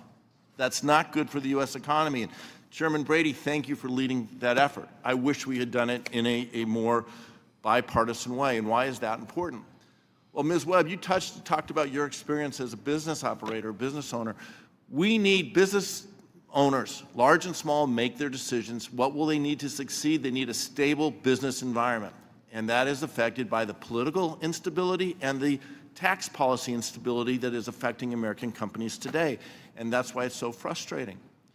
You talked about making a $150 million investment in South Carolina. In my district, a company made the decision to cancel a $100 million investment in my district with all that meant in construction and jobs on April 9th because of the tariff policy that President Trump announced. And I'm proud that that company is leading the charge and it was at the Supreme Court trying to get those policies reversed because it's hurting small businesses. Tariff and tax policy belongs starting in this committee. That's why it was set up that way, because we face our voters every 2 years. We're closest to our voters. We understand the issues in the district, and that's what matters. The stability that we need to provide to the American economy comes from having conversations that lift up small businesses, American workers, American families to make the decisions. But we need to do it in a fiscally responsible way. I realize I'm not going to ask a question. I got on a soapbox. But the deficit for the last 2 months of fiscal year 25 was $1.7 trillion for the last 2 months. That's not sustainable. And that was not because of the last administration. That's the policies this administration is taking. And manufacturing for the last 9 months has contracted in this country. The policies the administration is taking and the failure of our Congress under Speaker Johnson to take policies to lift up the economy means that we're losing jobs, we're shrinking manufacturing. If we're not making things in this country, we're not prepared for the future. So I appreciate that there's a desire to celebrate the bills that passed. Well, no one's happy with the OBB. They're feeling that pain. We should be talking in this committee about international tax, the need to get to a decision and a conclusion on Pillar 2 by the end of this year, and to work to level, Speaker Brady, you said, or Chairman Brady, you said it perfectly. We need to level the playing field so American companies, American workers, American families can compete. They can buy products that meet the needs for themselves and their families, and the American economy can grow in a way that leads the world as it should. I didn't mean to have a long speech, but I did. I yield back. Thank you. Now, pursuant to committee practice, we'll now move to a 2-to-1 questioning. Mr. Hearn, you're recognized for 5 minutes. Thank you, Mr. Chairman. Thank the witnesses for being here. Before we get into today's testimony, I want to give credit where credit's due. First of all, I want to say thank you to my dear friend, Mr. Snyder, on his comments on international tax. It's spot on. It's something that we know works. Mr. Chairman, thank you so much for all your work and your leadership on that. I want to thank this administration and Secretary Bessent for their relentless, unwavering fight to protect American tax sovereignty in the OECD negotiations. The previous administration gave away significant leverage in pursuit of a deal that was highly damaging to the American worker. The Trump administration has refused to surrender our tax sovereignty, the very power our founders enshrined in Article 1, Section 7, when the shot heard around the world was fired over the principle that Americans, and only Americans, will decide how Americans are taxed and governed. That principle is not negotiable. I will say that again. It's not negotiable, not in 1775 and not in 2025. And as long as I have the privilege of serving in this body, I will fight anyone, foreign or domestic, who tries to take that away from us. I'm hopeful that the negotiated side-by-side agreement will protect U.S. businesses and U.S. workers from the harmful effects of Pillar 2. Without a G7 side-by-side agreement, Pillar 2 puts U.S. multinationals at a disadvantage by first exposing them to 2 layers of minimum taxes, the first of its kind in the U.S. system and the emerging OECD system, and 2, subjecting their traditional income-based tax incentives to stricter scrutiny than the corporate welfare programs in China and the EU. Under current OECD rules, traditional tax incentives can easily trigger the OECD minimum tax, enabling other countries to erode the U.S. tax base. Conversely, direct cash handouts or refundable tax credits favored by the OECD are more likely to be protected from the OECD minimum tax regime. Chairman Brady, you and I together sent multiple letters and inquiries to Secretary Yellen regarding these major competitive advantages that she ultimately turned a blind eye to in her pursuit of a global tax deal.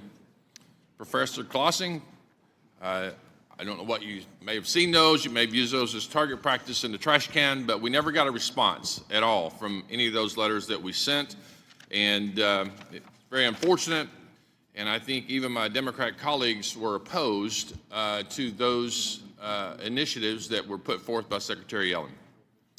Mr. Chairman, it is no secret that other countries are desperate for revenue and will do anything to take it from the U.S. fisc.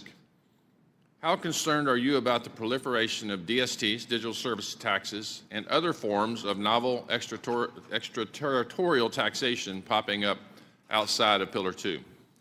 So a couple thoughts, Mr. Chairman, or Mr. Hearn. First, thanks for your leadership on the international tax area.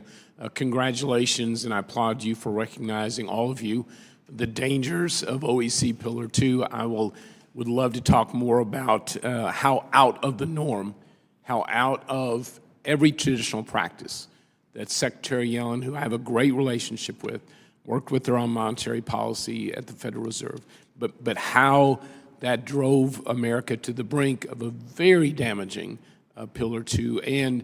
But for this committee's leadership, we might be in a different, and President Trump, different position today. So digital service taxes are a horrible idea. It is a significant concern to the U.S. And this committee. They are, at the heart, discriminatory and clearly intended to target U.S. companies. As you know, in other countries are pretty open about that's what they're seeking to do, grab a major part of the U.S. tax base. They're typically, taxes are imposed on gross revenues, not this. Income that you're not eligible for foreign tax credits, so American companies would be double taxed while we're giving away our tax base. And so, as you know, President Trump and Secretary Bessent really have focused on digital services taxes as part of the bilateral trade negotiations they're having today. They see this as these taxes as protectionist measures that distort trade flows, discriminate against America. In an ideal world, Congressman, I would hope foreign countries would repeal or respond in a way that doesn't invite further tariff action. I think that is exactly what needs to be done here. And in truth, I'm not convinced businesses in those countries that are imposing these digital service taxes think this is such a good idea either. So I actually think there is some common ground within the business community around the world against these damaging taxes. Thank you, Mr. Chairman, and I yield back. Thank you, Mr. Estes. You are now recognized for 5 minutes. Well, thank you, Mr. Chairman, and thank you for all of our witnesses for being here today. It's great to be able to talk about this issue that's so important for us as a country in terms of how do we keep our economy going, moving forward. Starting off, I want to bolster the comments that Chairman Smith said earlier regarding the current Pillar 2 side-by-side negotiations with OECD. As you know, members of this committee agreed to have Section 899 pulled from the reconciliation bill due to the G7 agreement. And I want to commend the work that Treasury's been doing to address this point, to ensure that the U.S. tax code is treated fairly in a side-by-side agreement with Pillar 2.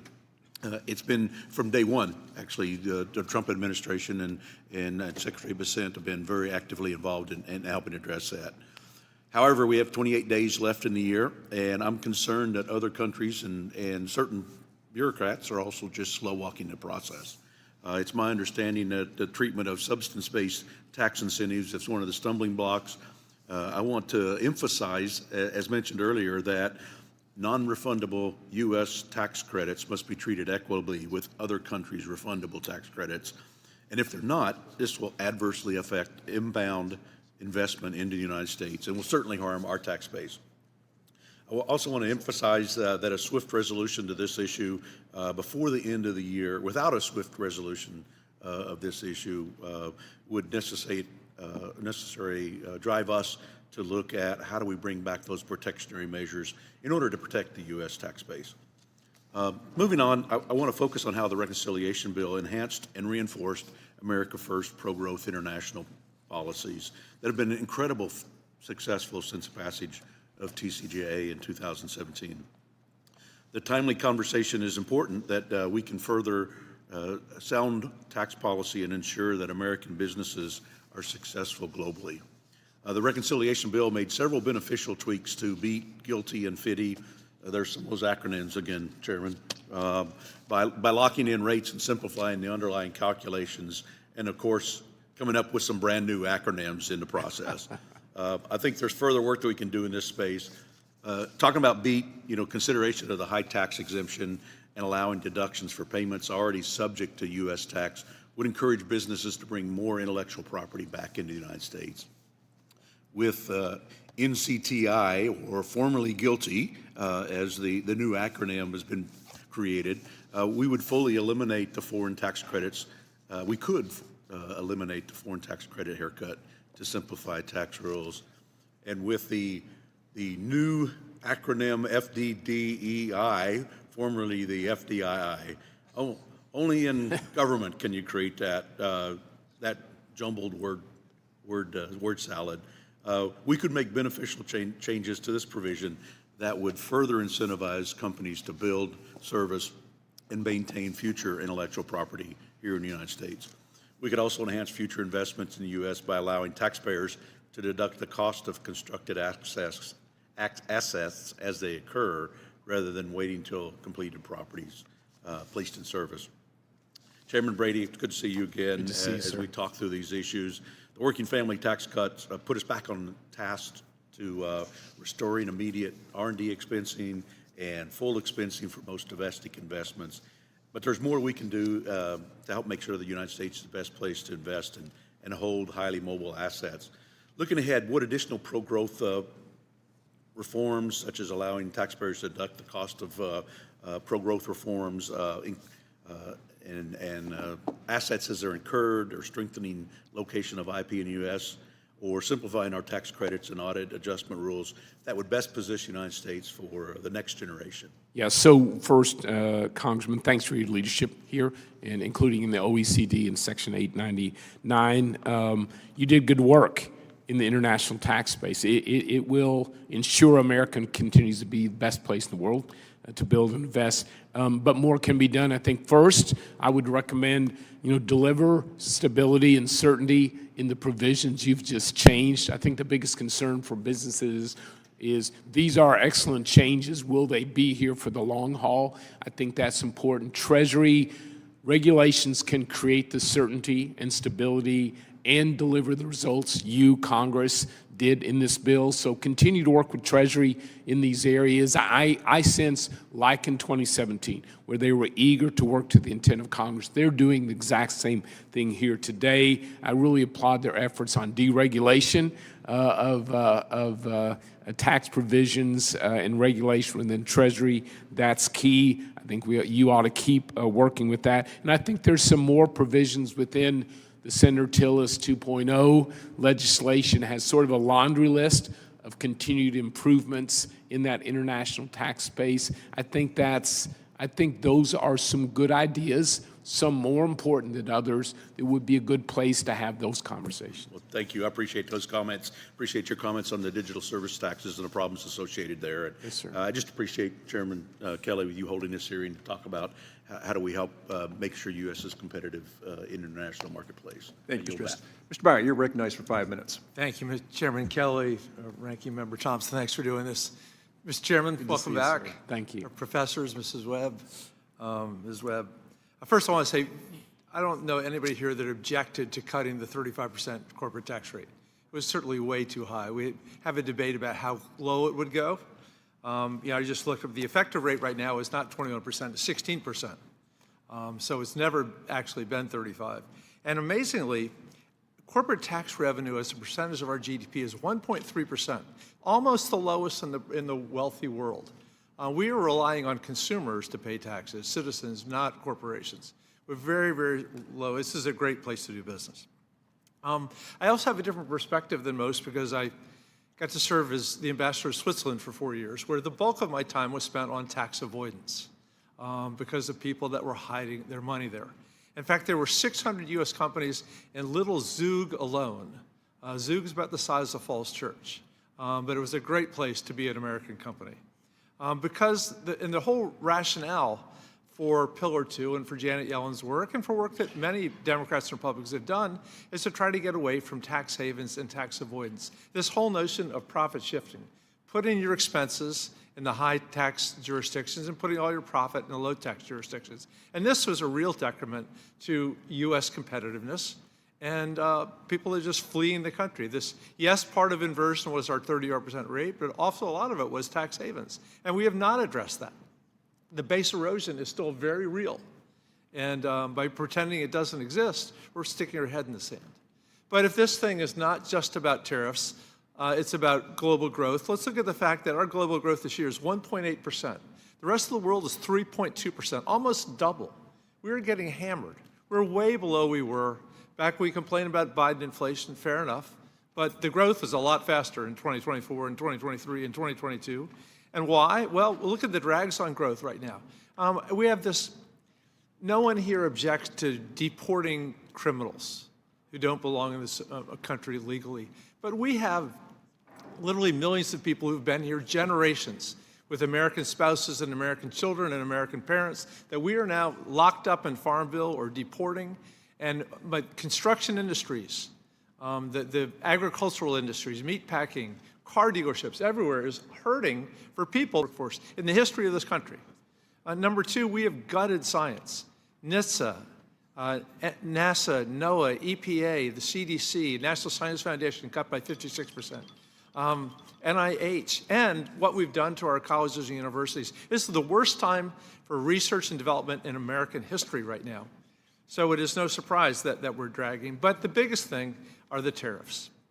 And Dr. Clausing, I'm so glad you're here. It's day 317. Has the president delivered on his promise to lower costs for the American people? No, he hasn't, and you're right that there are many factors for that, but it includes the reduction in labor supply from immigration. The tariffs are huge, which have been directly attacks on households, but also higher health care costs due to both OB3 changes and the expiration of the premium tax credits. Those are all big cost issues. Yeah, it's remarkable, too. By the way, China is having the biggest year it's ever had in terms of exports. Our trade policy has been a gift to our main competitive partner, competitor in the world. It looks like $2,000 just an extra cost for groceries alone.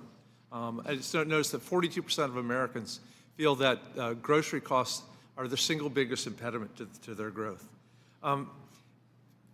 Ms. Delbeni asked a very good question about what happens on the exemption stuff. Dr. Clausing, again, we've seen the literally giving of gifts to the president. You know, gold bars, gold Rolex clocks on the desk in order to get reductions in tariffs. How is this exemption process doing anything more than boosting the profits of trade lobbyists here in Washington?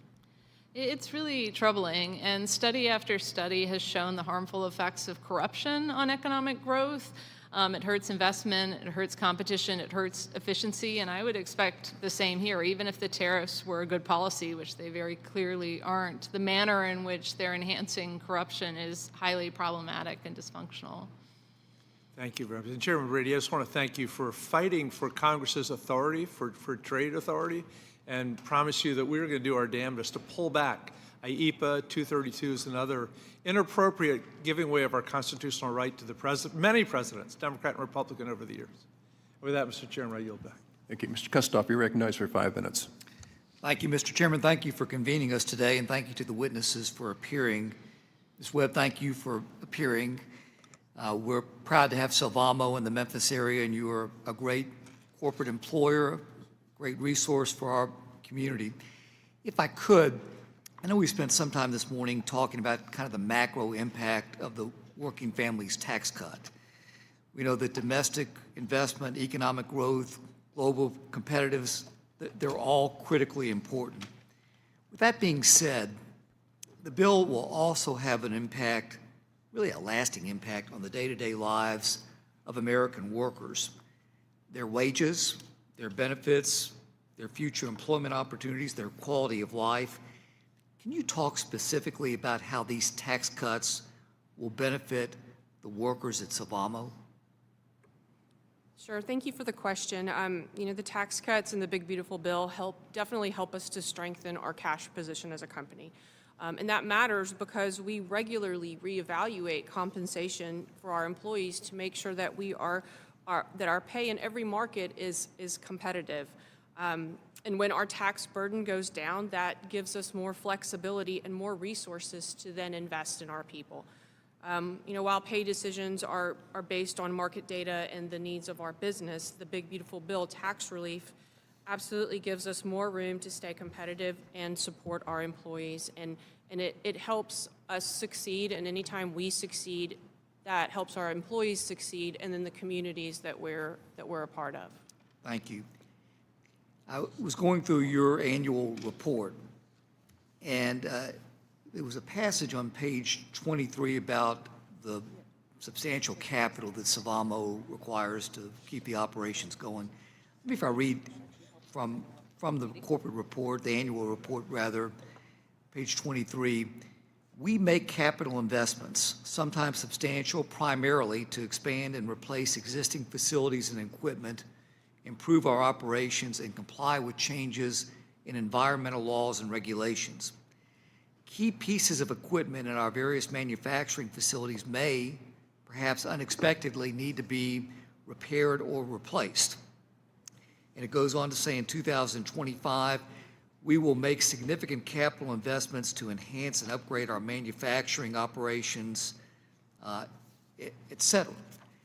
So the reason I bring this up is the Working Families Tax Cuts included two provisions designed to incentivize capital investment here in our country, the type of investments that Savamo must make to succeed. One, it makes permanent 100% expensing for investments in the machinery and equipment. And then secondly, it provides 100% expensing for structures or facilities used for domestic manufacturing. So can you talk about how those provisions in this bill that we passed on July 3rd, what that means for Savamo's capital investment strategy going forward? Absolutely. Those investments that we're making are made significantly more affordable by those favorable provisions in the Big Beautiful Bill, and that saves us cash that we can then further invest in our mills and our people. While there are a number of factors that influence when and where a company invests, tax benefits of those investments are certainly a consideration. We operate in a tough industry, in a market where our overall demand for our product is declining. And while it's true that the demand for paper in the U.S. is declining, it still remains a very attractive market for us and one that we want to be a part of and succeed in. A lot of the decisions around making new investments is making sure that we get a good return on that investment.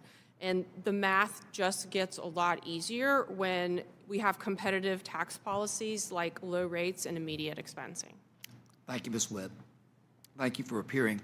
Chairman Brady, we're glad to have you here, glad to have you back. I'm going to ask you maybe an unfair question. Be gentle, Mr. Congress. I think you can handle it. If you could return as the chair of this committee for one day and pass a tax package to build upon the TCJA and the Working Families Tax Cut, what would your number one priority be? So I will just tell you, you did good work in this bill. You did important work in this bill, both locking in these low rates for our businesses and families, restoring fully the three business provisions so pro-growth. But the improvements you made, the international tax, is going to translate into a much stronger economy and much stronger America here at home. So I will just tell you, and you did it in record time, beat every expectation there. So you have a great deal to be proud of in the work that you've just achieved. Thank you, sir. Mr. Chairman, I'll yield back. Thank you. Mr. Malliotakis, you're recognized for 5 minutes. Thank you, Mr. Chairman, and thank you all for being here. I think we, as a committee, have a lot to be proud of. And this year we already passed, as was mentioned, many pro-growth, pro-American business tax policies, including making numerous provisions of the Tax Cut and Jobs Act permanent. But it has already, as you've mentioned and testified to, led to significant investment, job creation, and we're excited to see what the Big Beautiful Bill will bring. Since 2017, these policies have demonstrated substantial increases in domestic manufacturing and investment, and they have helped prevent companies from shifting profits overseas or moving their headquarters to other countries. As Chairman Smith mentioned earlier, we saw 71 companies leaving under President Obama, 0 under President Trump since TCJA has passed. That is significant, and that is putting America first. The Working Families Tax Cuts Act will build on the domestic growth, projecting to protect and create over 7.2 million jobs, including 1.4 million manufacturing jobs, and generate $284 billion in economic growth from manufacturing, thanks to the 100% immediate expensing for machinery and equipment, 100% expensing for manufacturing structures, and research and development expensing as well. We've already seen, in just the first 11 months of this administration, working with Republican trifecta, we have already seen trillions of dollars in investment in the United States from all sorts of companies: Pfizer, Johnson & Johnson, AstraZeneca, Eli Lilly, Hyundai, Ford, Honda, Meta, Apple, NVIDIA. I can go on and on. These are companies that have each invested tens of billions, if not hundreds of billions of dollars each here in the United States, everything from expanding their workforce to whether it's expanding manufacturing facilities and their capacity to do here, make in America. It is fantastic to see that things are moving in the right direction. As was mentioned by my other colleague, inflation has come down 9.1% high under Joe Biden and Democrat control. Once Republicans took the House in 2023, we saw that coming down because we stopped that wasteful spending that led to the inflation. Now, Republican trifecta, it is a third, 3% of what it was, a third of what it was when the Democrats had control. Interest rates come down, mortgage rates coming down, gas prices are coming down. So my question is, how do we build on this? And I have legislation called the Medical Manufacturing, Economic Development, and Sustainability Act. It aims to strengthen domestic manufacturing by encouraging U.S. companies to reshore operations from nations that pose a risk to the United States medical preparedness into economically distressed zones here at home. It does so by providing a dollar-for-dollar credit against federal taxes for the wages and investments to make economically distressed zones attractive and to really get us out of communist China. That is the true goal of this bill. Chairman Brady, how can such incentives attract global investment, and do you see an advantage in customizing these incentives to bring medical manufacturing back from China to distressed communities here? Yes, so I think, Congressman, thank you for your work on tax reform. I hope you enjoyed the process and the outcome in your service here on the committee. So I think COVID pandemic really pulled the curtain back, showed where we were vulnerable. Excuse me, I've got a cold. Really exposed that we needed to do more in the area of medicines, medical equipment, and essential ingredients, certainly in a way that secured that manufacturing supply chain for the U.S., including anchoring some of those key industries and products here in the U.S., making sure it is running through reliable trade partners. I think the work that you've done on this new provision for structures, I think is going to be very helpful in your goal, because that was what we heard from businesses here. The lower rate was hugely expensive. The business provisions that you restored and made permanent really key as well. But I think that it's going to be interesting to see what that structure incentive does. I think it's that tied with the expensing and the equipment is really, I think, going to be helpful. Your thought is tailor that more and focus it toward distressed communities. Is that your thinking? Yes. And I think that would go a long way in helping these communities develop, create jobs, and give people good paying work here in the United States. And also, obviously, as we look to reshore, it takes a while. It takes years to get a new facility online, particularly if we're talking about a new piece of legislation like mine. But we also need to have responsible trade policies. I have a Medical Supply Chain Resiliency Act that allows the President the ability to enter into trade agreements for medical goods with trusted trade partners by empowering the U.S. Trade Rep to enter its agreements, reducing barriers that actively discourage domestic manufacturing.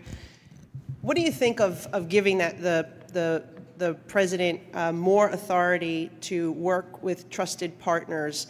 Do you think that is a good way that we can couple trade with the tax incentives?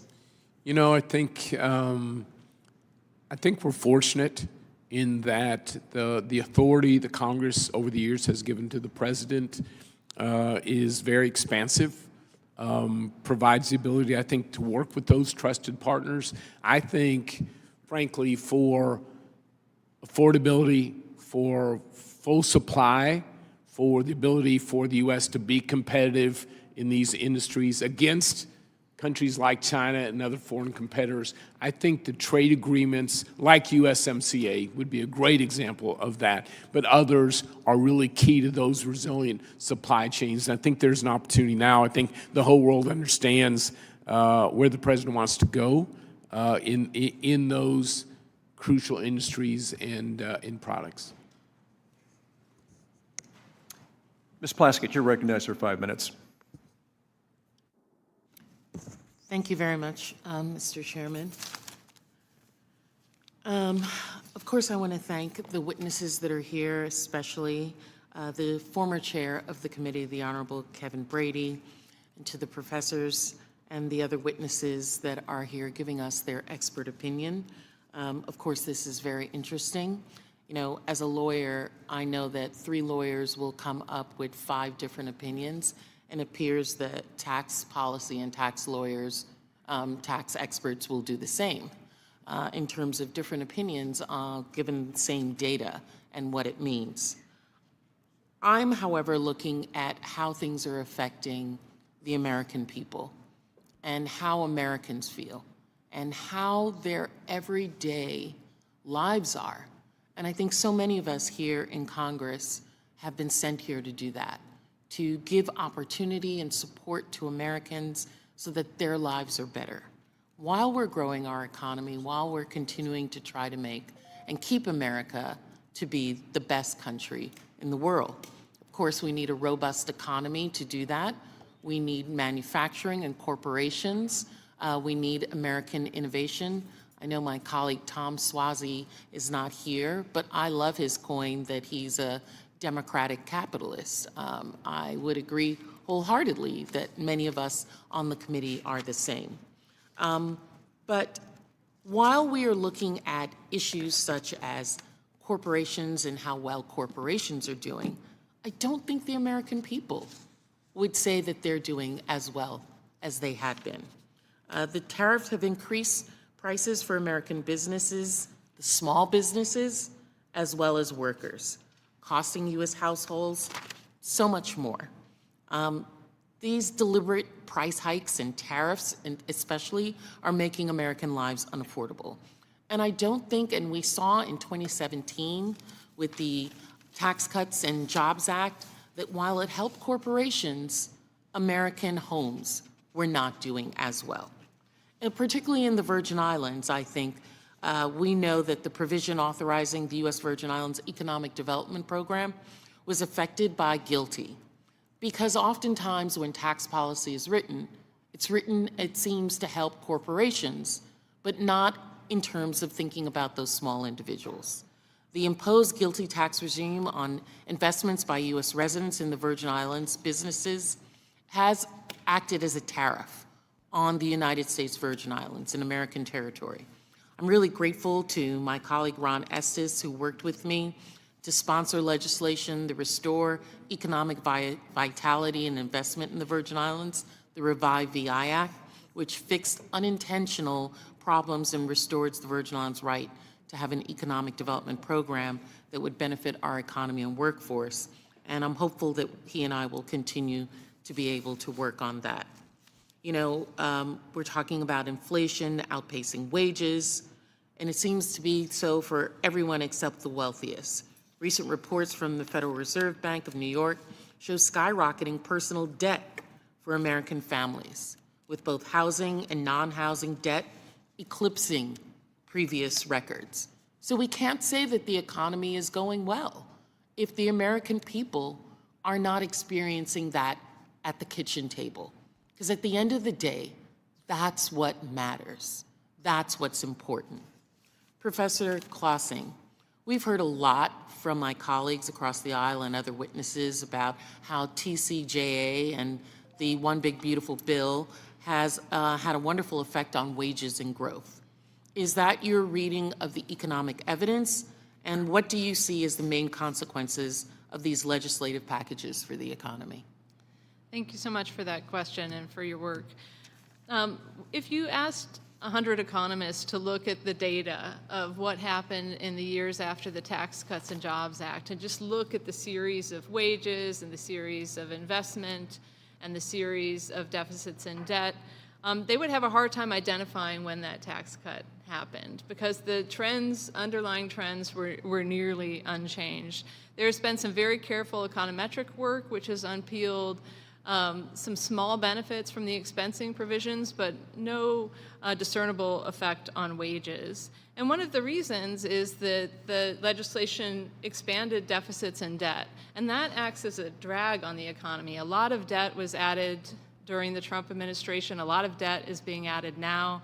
That raises interest rates and increases costs for households, and that effect really dominates these other effects. In fact, when they did a dynamic score at Congressional Budget Office of the House version of OB3, they found that it had a higher cost than when they did a static score. And what that means is that the negative growth effects were dominating and making the legislation even more costly once you accounted for the fact that it had those negative consequences. Thank you. My time is up. I yield back. Mr. Feenstra, you are recognized for 5 minutes. Thank you, Chairman Kelly and Ranking Member Thompson. Thank you for holding this hearing, and I want to thank all of our witnesses for being here today. The work we accomplished earlier this year through the Working Families Tax Cut enhanced what was already one of the most successful pro-growth tax policies we've ever seen. By making these international tax provisions permanent and encouraging new domestic investment, we will lower costs for families, supporting stronger supply chains and increase U.S. production and provide millions of new high-paying American jobs. These permanent tax policies give businesses the certainty they need to invest and expand. The benefits under international tax to U.S. manufacturers and consumers started through Tax Cuts and Jobs Act with the benefits of FDII deduction. Ms. Webb, you do business around the world. Could you quickly tell us how FDII deduction has helped enable your business to grow since it was founded in the Tax Cuts and Jobs Act in 2021? Absolutely. Thank you for that question. So the FDII deduction lowers the tax rate that we pay on exports, and it encourages companies to manufacture in the U.S. Our business is most profitable when we can maximize the operational time of our facilities. Frankly, it's difficult for a mill to be profitable if it's not running at full capacity. Our primary focus with our domestic manufacturing is to serve the domestic market. But there could be situations where if we have operational downtime, exporting provides a way of alleviating that pain, but it has to make economic sense and be cost effective. So the FDII deduction helps manufacturers like us utilize these export markets to keep our production lines moving because it does lower that tax on that export income. So it's a vital deduction for manufacturers. Yeah, thank you, Ms. Webb. I see this as we try to grow. I'm from Iowa, and if we want to grow manufacturing in Iowa, here's the incentive. I truly believe that we're going to see a tremendous amount of onshoring as businesses say, hey, we want to bring more of our manufacturing back to the U.S.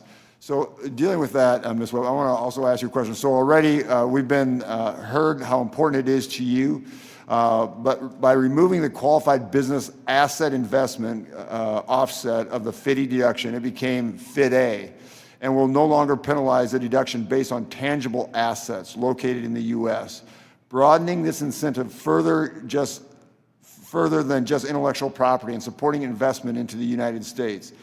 Ms. Webb, you have significant numbers of tangible assets in the U.S. Could you explain how you can expect this to change with this new impact for your company? Absolutely, and I still refer to it as FDII. I can't quite get used to the new acronym. I can't either, by the way. But I think removing this penalty for tangible assets is a very important step to promote manufacturing in America.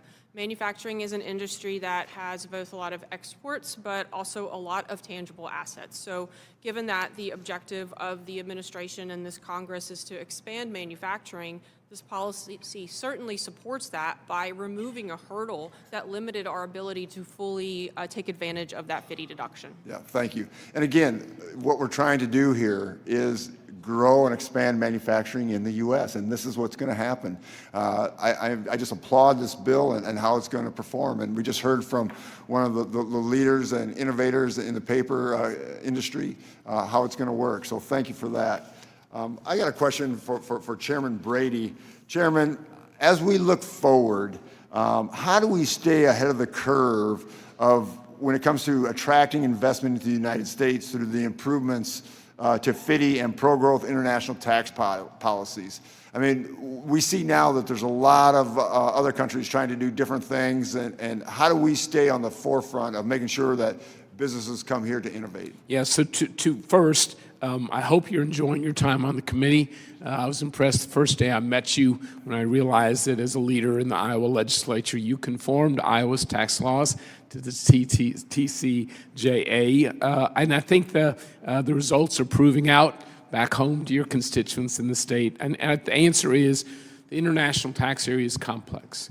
And the interactions reveal different strengths and weaknesses. So it requires continual fine-tuning. So continue to be vigilant on those interactions. As you did now, look for ways to improve it and strengthen it. Secondly, recognize always that international tax, because of the businesses that are impacted and the complexity of those businesses, you know, what works in one area for one business may well work the opposite in the other. International tax requires a very thoughtful balance. Always look for balance. Correct, but don't overcorrect. Do the homework, create a thoughtful solution. I think often can be bipartisan. That would be my recommendation. I agree fully, Chairman. Thank you so much for your comments, and I yield back. Thank you. Thank you. Mr. Gomez, you're recognized for 5 minutes. Thank you, Mr. Chairman. Good to see you, Mr. Brady. I actually missed the times, even though I disagreed with Republicans on a lot of issues, when Republicans were Republicans. They had a theory of economics, and they believed it, and it was somewhat rational, and it had some rationality behind it. Here's an article from 2018, GOP Rep. Kevin Brady, tariffs are taxes that impede the nation's economic growth. Republican Rep. Kevin Brady is worried about the long-term impact President Trump's tariffs could have on economic growth. Tariffs are taxes, quote unquote. They impede economic growth. They pick winners and losers. We do worry about that. I'm assuming you still agree with that tariffs are taxes. So that's a simple yes or no. So, Congressman, I will tell you my views are very well known. I'm going to reclaim my time. And we'd love to have that conversation. Mr. Brady, I know you don't want to get in trouble or piss off some people out there, the president with like speaking out of turn. But here's the thing, tariffs are taxes. And that's what I want to talk about, how it's actually hurting the American people. We've seen it across the board. You're seeing prices increase across the board for families. Prices on groceries are up. You see car prices up. Housing costs are up. Up, up, up. And here's the thing, no matter what they say, and this is what I told even the Democrats last year, you might look at economic indicators and say things have improved, but if it's not improving in the pocketbooks of the American people, then you have a problem. If they're struggling to make ends meet, you have a problem. If you can't buy a car, you have a problem. And one of the statistics that we know that this quote-unquote investment in our country, this economic growth is not helping, is that fact that more Americans are defaulting on auto loans than ever before. These are working people that need their cars to get by. I was a person that worked minimum wage jobs, so I understand if you don't have a car to get to work, then your economic outlook is going to get worse. It's going to get worse. So one of the things I want to continue stressing is that every time we leave these tariffs in place, more people are going to suffer. As a dad of a toddler, cost of baby clothes and kids' clothes is up. Shoes made 99% outside the United States are up. And yesterday, how many of you agree that when Donald Trump said that affordability is a scam, how many of you guys agree with that? Raise your hand. I mean, he's your president. So this is my point. Like, growth is good, but as if it helps people. Does it raise people out of poverty? Does it actually give them an opportunity to buy a house? Does it give them an opportunity to start a small business? Does it give them an opportunity to send their kids to college? Do they have health care that's affordable? Mr. Brady, and you and I know that we can reach trade deals that are good for the American people. We did that with USMCA, 394 votes in the House of Representatives, 90 in the Senate. I'm saying that we need to get back to the common sense economics that help create real growth. And this is also about our democracy. More people now, I think almost 70-something%, believe that their kids are going to do worse than the last generation. Worse. That's not a healthy democracy when you think the system is fundamentally broken, when you think that you can't get ahead if you play by the rules. What they start believing is burn it down, burn the system down. And that's not just on the left, that's on the right as well. So when we let ACA subsidies expire, you see prices go up, that's a problem. So we're going to be pushing back because it's about how does it change the lives of people on the ground. When Trump had a chance to give $40 billion, only $20 billion it takes to extend the ACA subsidies, he took $40 billion and gave a bailout to Argentina. Then turned around, and Argentina then turned around and used it to cut a soybean deal with China. That's not America first. That's the working people last. And we need to get back to common sense policies. And we might disagree on the policies on how to do it sometimes, but at least the old Republicans had some rationality behind their policy making. With that, I yield back. Thank you. Ms. Miller, you're recognized for 5 minutes. Thank you, Chairman Kelly and Ranking Member Thompson, and thank all y'all for being here today and taking the time to testify. Under the guidance of President Trump, the United States has been a leader in global competitiveness, promoting pro-growth, pro-business, America First policies. The Working Families Tax Cuts strengthened and reinforced the successful policies from the 2017 Tax Cuts and Jobs Act. Specifically, the Working Families Act made permanent the 199A small business deduction and incorporated my bill, the Saving Gig Economy Taxpayers Act, which restores the 1099K reporting threshold to $20,000 in 200 transactions so that the gig workers aren't unfairly hassled by the IRS.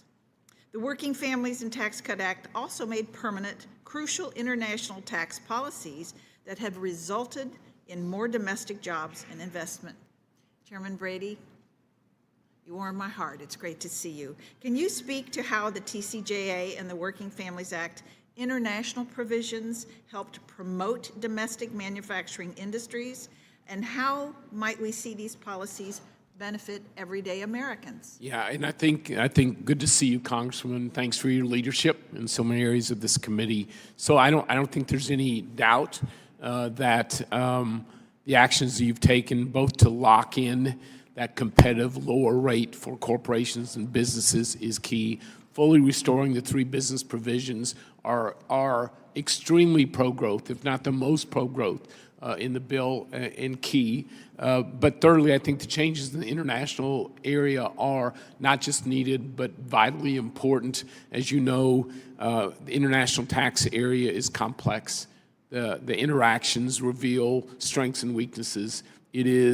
Congress has to pay continual attention to those provisions to continue to improve them. I don't think there's any question that the changes you made in Guilty Beat and FDII, for example, is going to create more reasons for U.S. companies to invest and build and grow here.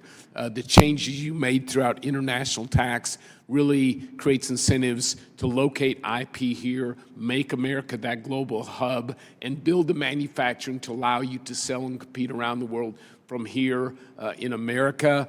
You made changes that punished, to your point, punished companies that were doing heavy investment in manufacturing in the U.S. We want to reward that. Again, an inadvertent consequence of the interaction of all of these provisions. You're even seeing this now. The great work you did in R&D in this bill is being, handicapped by the interaction with a corporate alternative minimum tax in a negative way, actually minimizes the incentives you're creating. And so I have no question that from TCJA, from the low unemployment rates, the low poverty rates, the higher real wage growth, a good part of that came because of the changes we made to become more competitive. And I'm convinced those same benefits to working families, and Main Street businesses will grow because of the improvements you made in the international tax arena. Thank you so much. Professor Wells, in layman's terms, can you tell us one new policy change that you think we should consider that could reduce unnecessary burdens and reduce complexity in international tax? Thank you for the question. Yes, I think that now that we have a robust global minimum tax on active foreign business income, I think there's an opportunity to rethink the scope of the Subpart F regime, which is a companion regime that duplicates that same area. So in my written testimony, I indicated that the U.S. Subpart F regime should be limited to ensure a normal corporate tax on the provision of goods and services into the U.S. economy from foreign affiliates. But after that, active business income earned in foreign jurisdictions should simply be subject to the global minimum tax of 951 Cap A, and there would be significant simplification if those historic legacy imported for the era foreign-based companies' sales income rules and foreign-based companies' services rules were pruned in light of the enactment that you've made with in 2017 and 2025 with Section 951 Cap A. The enactment of that provision calls into question and makes somewhat redundant the earlier provisions that were in place. Thank you. I yield back. Thank you, Ms. Miller. Ms. Van Dyne, you're recognized for 5 minutes. Thank you very much, Mr. Chairman, and thank you to all of our witnesses for joining us here today.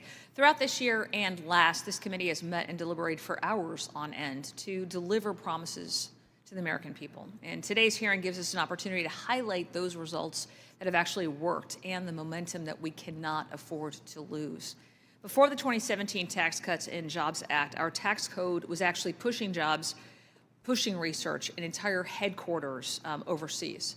Corporate inversions were rampant, our tax base was eroding, and American workers were paying the price.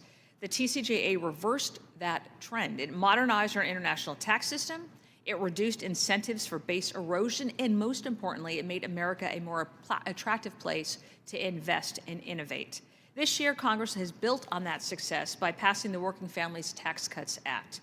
The tax package would strengthen and made permanent the international reforms that have been so central to American competitiveness.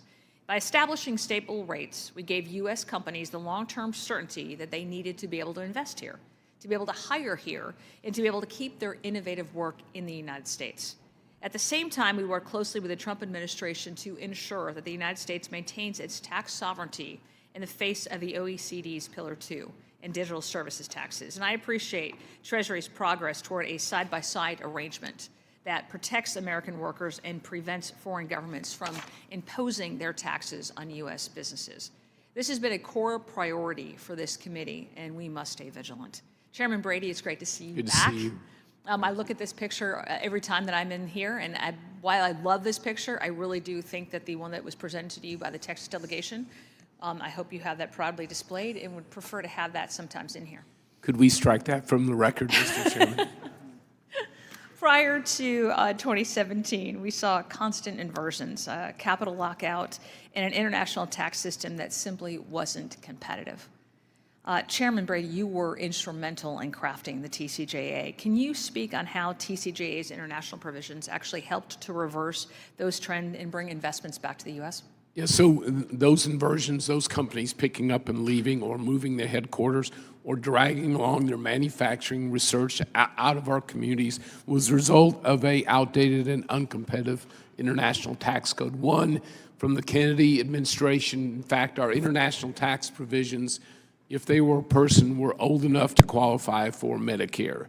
And as a result, we were seeing that those activities in a very negative way. What we knew is if we could make the corporate rate competitive again at 21%, if we could move from a worldwide taxation system to more of a territorial system, if we could put in place, which we did, safeguards against companies either exporting their profits to low-tax countries or importing their deductions to artificially lower their taxes here, if we did all that and combined it with incentives for investment in the U.S., innovation in the U.S., and make us competitive, we knew we could reverse the damaging effect of inversions, and that's exactly what we did. But I think the work that you've done here in the One Big Beautiful Bill builds on that and makes it even harder for companies to justify those inversion-type activities. I predict we won't see tax-driven inversions as a result, again, of TCJA and the work that this committee has done. That continues to be a positive development. But beyond that, the incentives and the fine-tuning, the improvements you made, again, takes us up a notch as far as our goal to make the U.S. the premier destination in the world for new investment, for IP, for jobs, for growth. All of this, you've built upon that. And as we're hearing from the industries of the future like AI, you know, they've made it very clear the work that you've done in building on this is going to frankly put the U.S. in the forefront of winning the innovation race. And as you know and as you've said, the country that wins the innovation race really wins the future. You just took, I think, a very important step to positioning America to do just that. I appreciate that very much. You know, you may have heard of the National Association of Manufacturers report that failing to pass this year's tax package would have resulted in 6 million job losses, $540 billion in lost wages, and $1 trillion in lost GDP, or millions in lost jobs and significant reductions in wages and GDP. Why would these economic damages have been so significant, and what does that tell us about the importance of a certainty in our tax code? Permanence matters. When you get the tax code right and policy right, permanence is the most pro-growth thing you can do, and you can see it because it's the opposite. On provisions that are good in policy but are temporary, you don't get bang for the buck because businesses can't see the certainty to make the long-term investments that really grow the economy in the U.S. locally. So I think the permanence that you insisted upon on this bill is going to continue to enhance the pro-growth provisions you've got in here. Perfect. Thank you very much, and I yield back. Thank you. Mr. Horsford, you were recognized for 5 minutes. Thank you very much, Mr. Chairman, and to the ranking member. And it is an important discussion around international taxes and digital services specifically, and I look forward to working with my colleagues on those issues. Mr. Brady, it's good to see you. But unfortunately, you know, we also need to deal with the elephant in the room, per se. And so as many of my colleagues here today pat themselves on the back for showering multinational corporations with tax breaks, working people here in America and small businesses here in America are being hit with the largest tax increase in 32 years. Let's talk about some facts. The Trump tariffs are the largest U.S. tax increase as a percentage of GDP since 1993. According to the Tax Foundation, the Trump tariffs threaten to wipe out the very tax cuts that Republicans keep touting. And there's proof. Just this week, the Wall Street Journal reported that U.S. manufacturing has contracted for the 9th consecutive month. So who pays the price for these blanket tariffs? American consumers and American businesses. Let me repeat that. American consumers and American businesses are footing the bill and feeling the pain.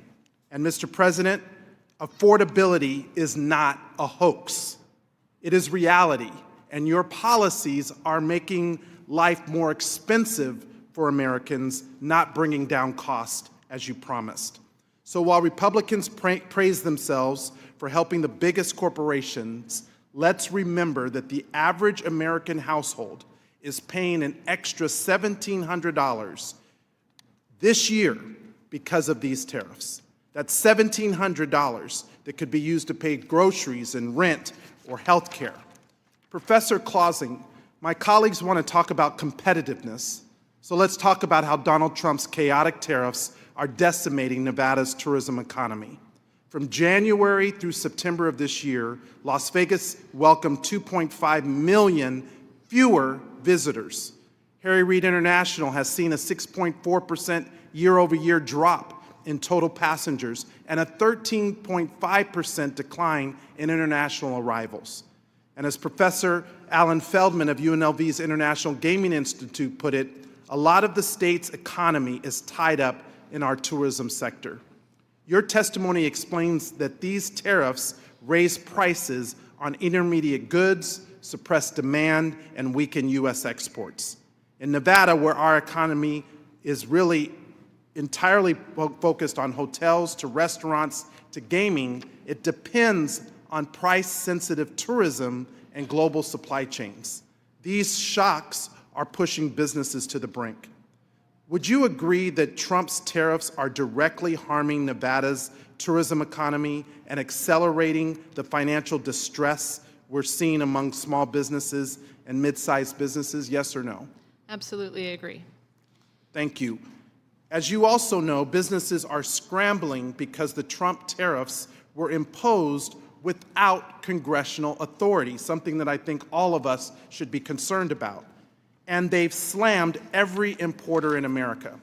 Just this week, Costco, one of the largest retailers in the country, filed a lawsuit because they want their tariff money back if the Supreme Court rules these tariffs illegal. And frankly, they can afford to sue. But the small businesses in my district, the family-owned importer, the toy shops, the restaurant supply companies, they don't have legal departments. They don't have the cash to take the federal government to court. They just pay the tariff bill and swallow the cost. If this committee is serious about making U.S. businesses competitive, it must recognize that the ability to sue for tariff refunds can't be the dividing line between which businesses survive and which go bankrupt.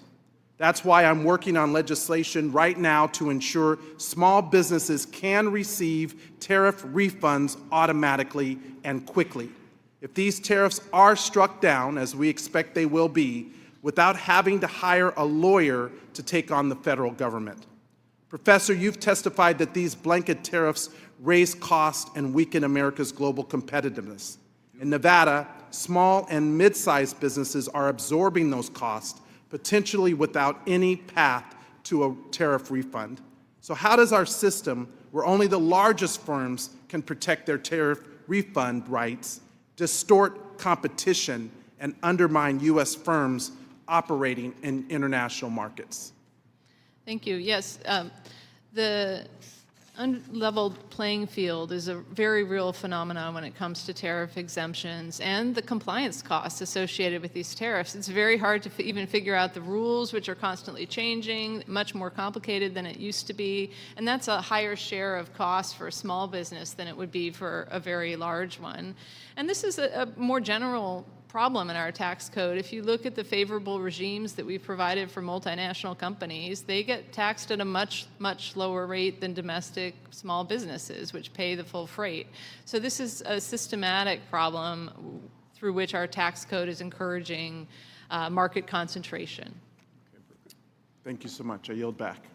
Mr. Moran, you're recognized for 5 minutes. Thank you, Mr. Chairman, and good morning to the witnesses. I want to thank you all for joining us here today to discuss the past, present, and our future successful international tax regime.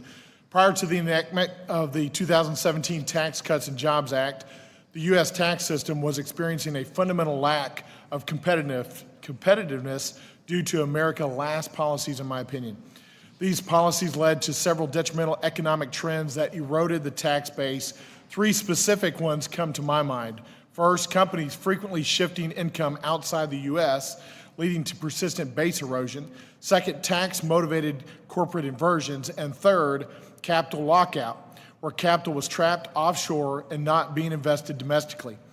Congressional Republicans and President Trump saw these consequences and decided to put the bad policies to rest with the creation of FDII, GILTI, and BEAT combined with a 21% corporate income tax rate and enhanced business deductions. The trend of base erosion and corporate inversions is largely over. While these now permanent policies are leading the U.S. into a new age of economic growth, it's important that we continue to streamline these provisions without impacting tax liability. Chairman Brady, I want to focus on the base erosion and anti-abuse tax, also known as BEAT.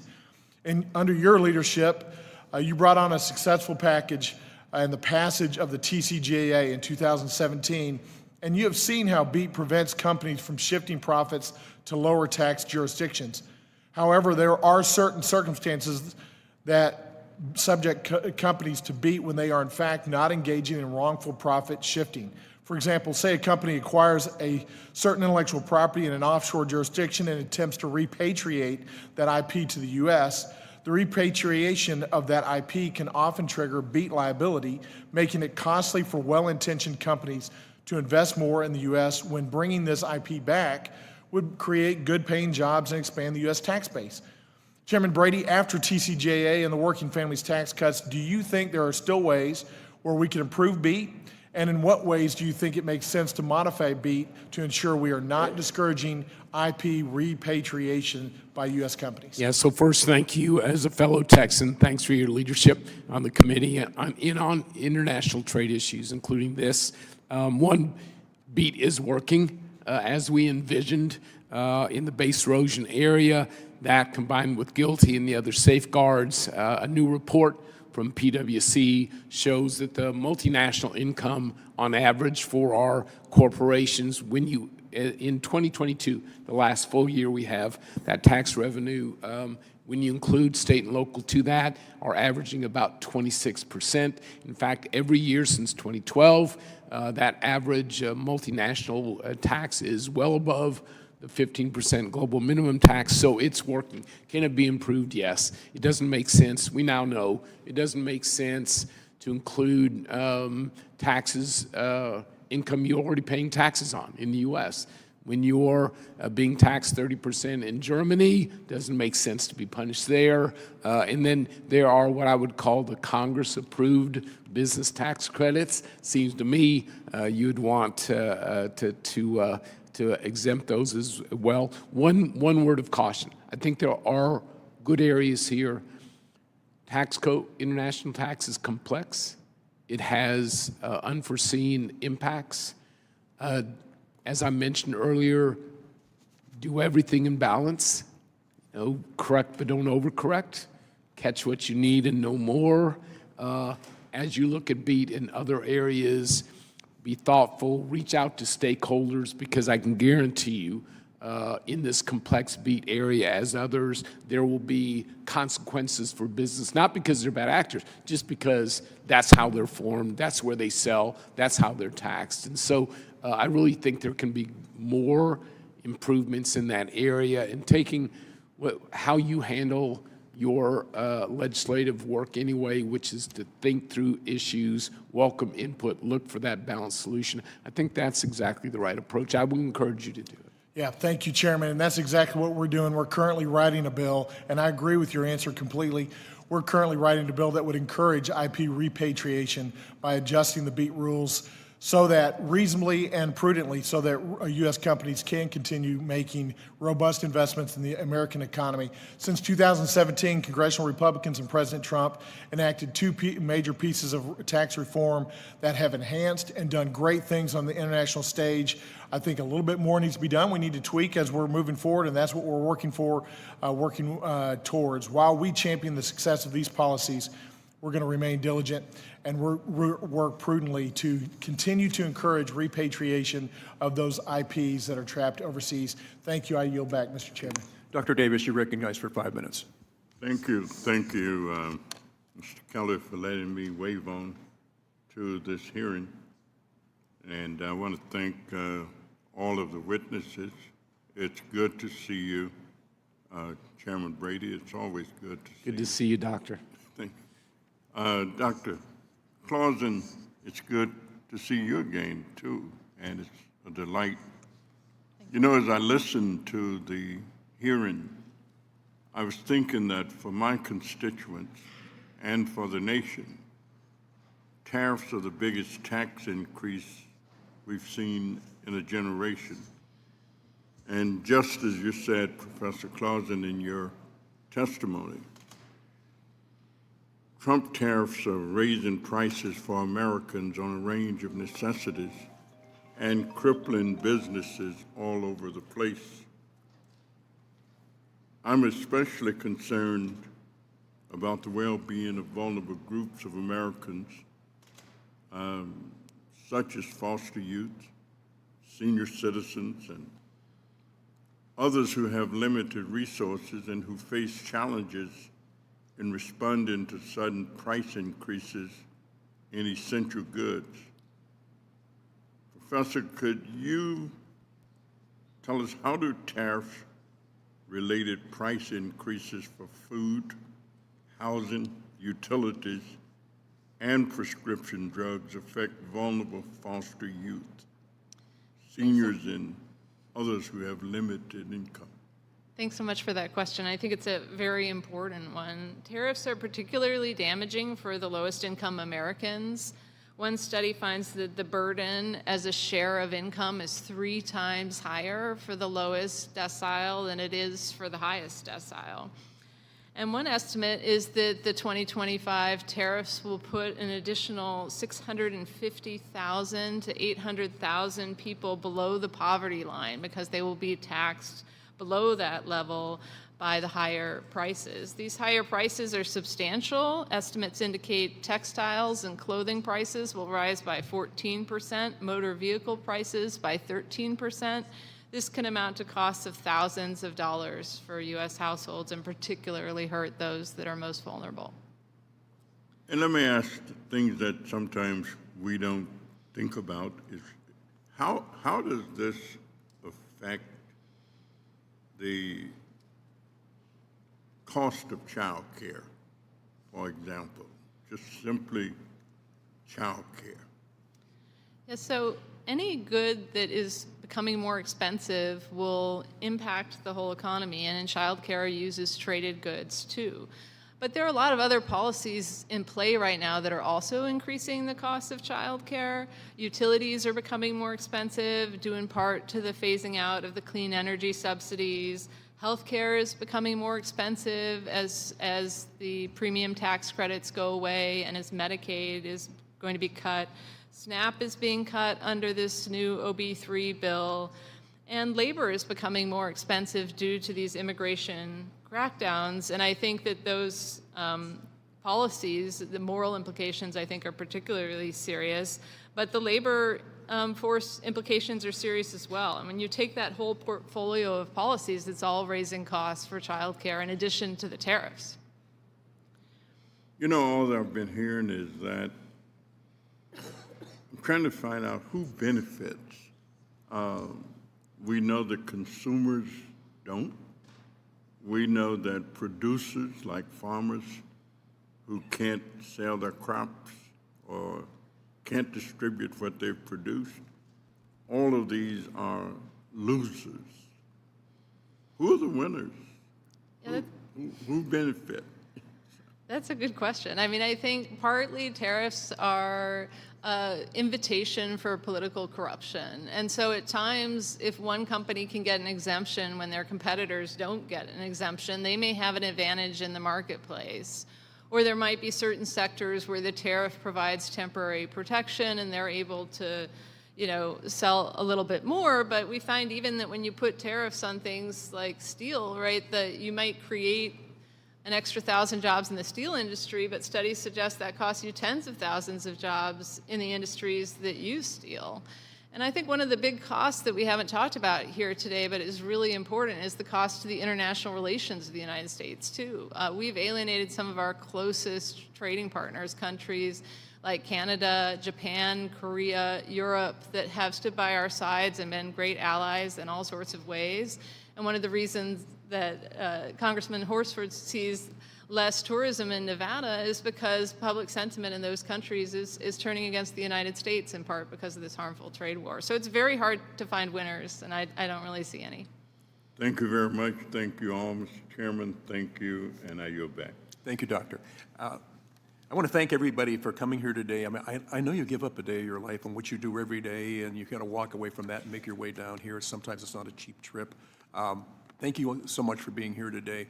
The other thing I want to recognize right now, we have a staff behind us who does incredible work getting us ready for all of these hearings. And they're the unsung heroes on this. We kind of go by, yeah, fine, we all got that, and we get our moment of being on TV and talking about how great we are, but we don't talk about the people who do all the work. And I just want to let the staff know, on both sides, how much we appreciate the work that you do. So, thank you. So now, please be advised that members have 2 weeks to submit written questions to be answered later in writing. Those questions and your answers will be made part of the formal hearing record. With that, the subcommittee stands adjourned. Forgot to tell them any car they